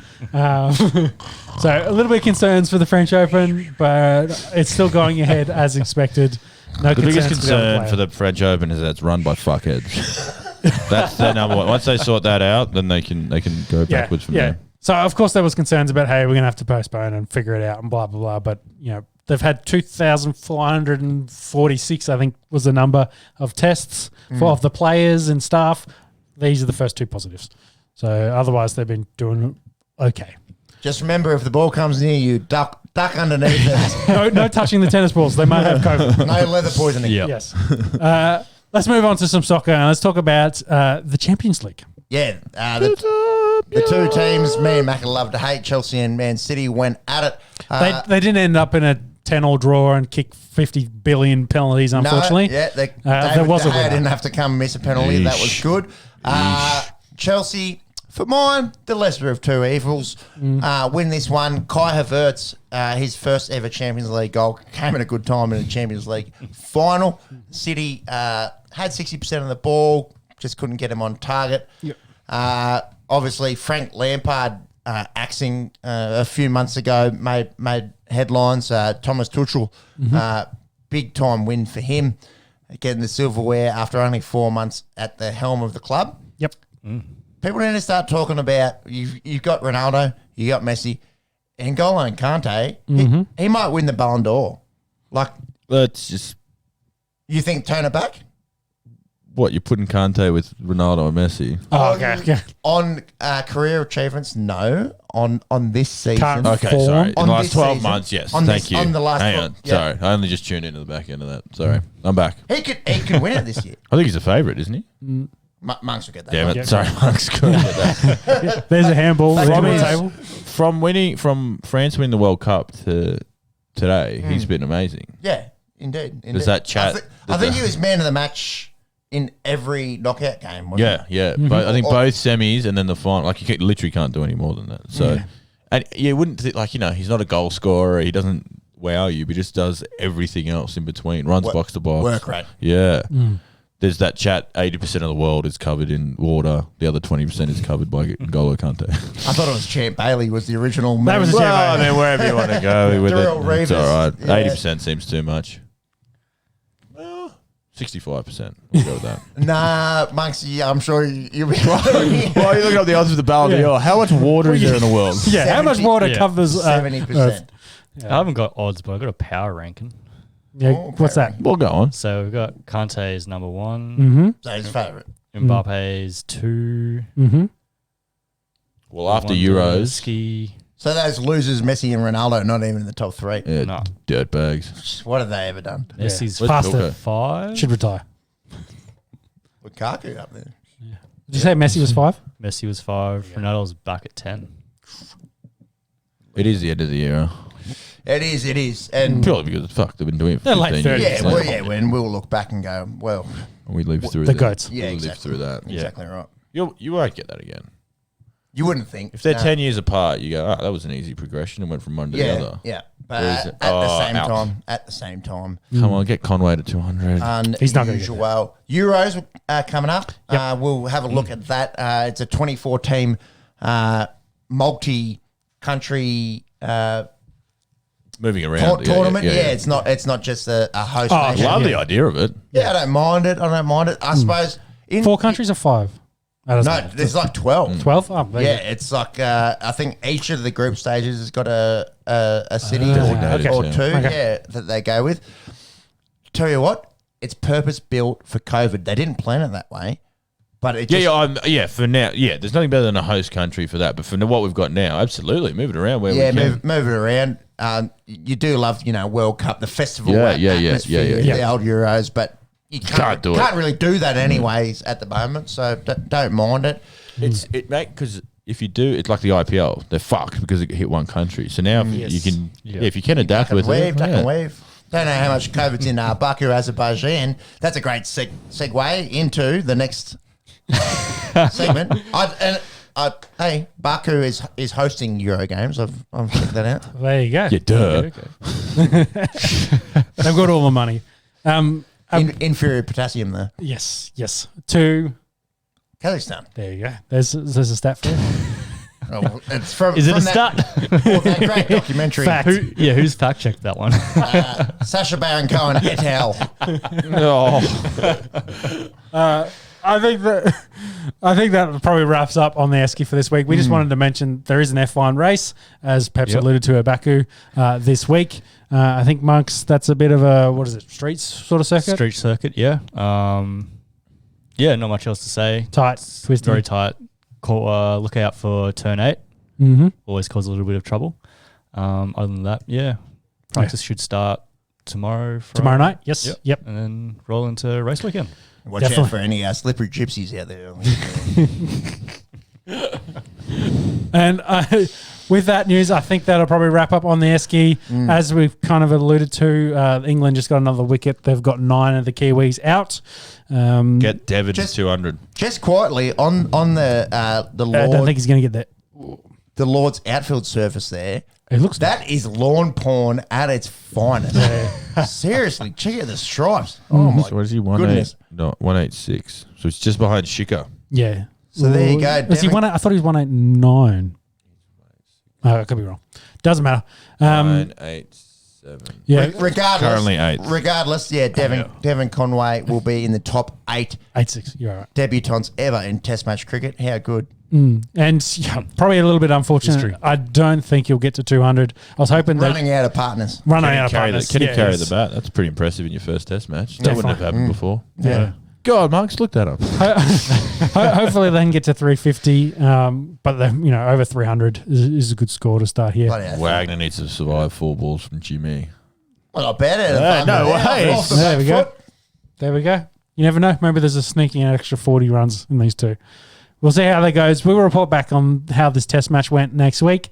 Of course, as mentioned, the F1, the rounds, and the NRL and AFL coming, and probably what happens in Logan versus Mayweather, where he probably gets smoked. NBA playoffs too. Oh, yeah, NBA playoffs. Oh, NHL playoffs as well. Can't wait. Thank you, boys. Thank you for coming out. Thanks, That's been an guys. excellent session. Thank you very much. Thank you all for listening. We will see you all next week. Bye. Bye. Bye.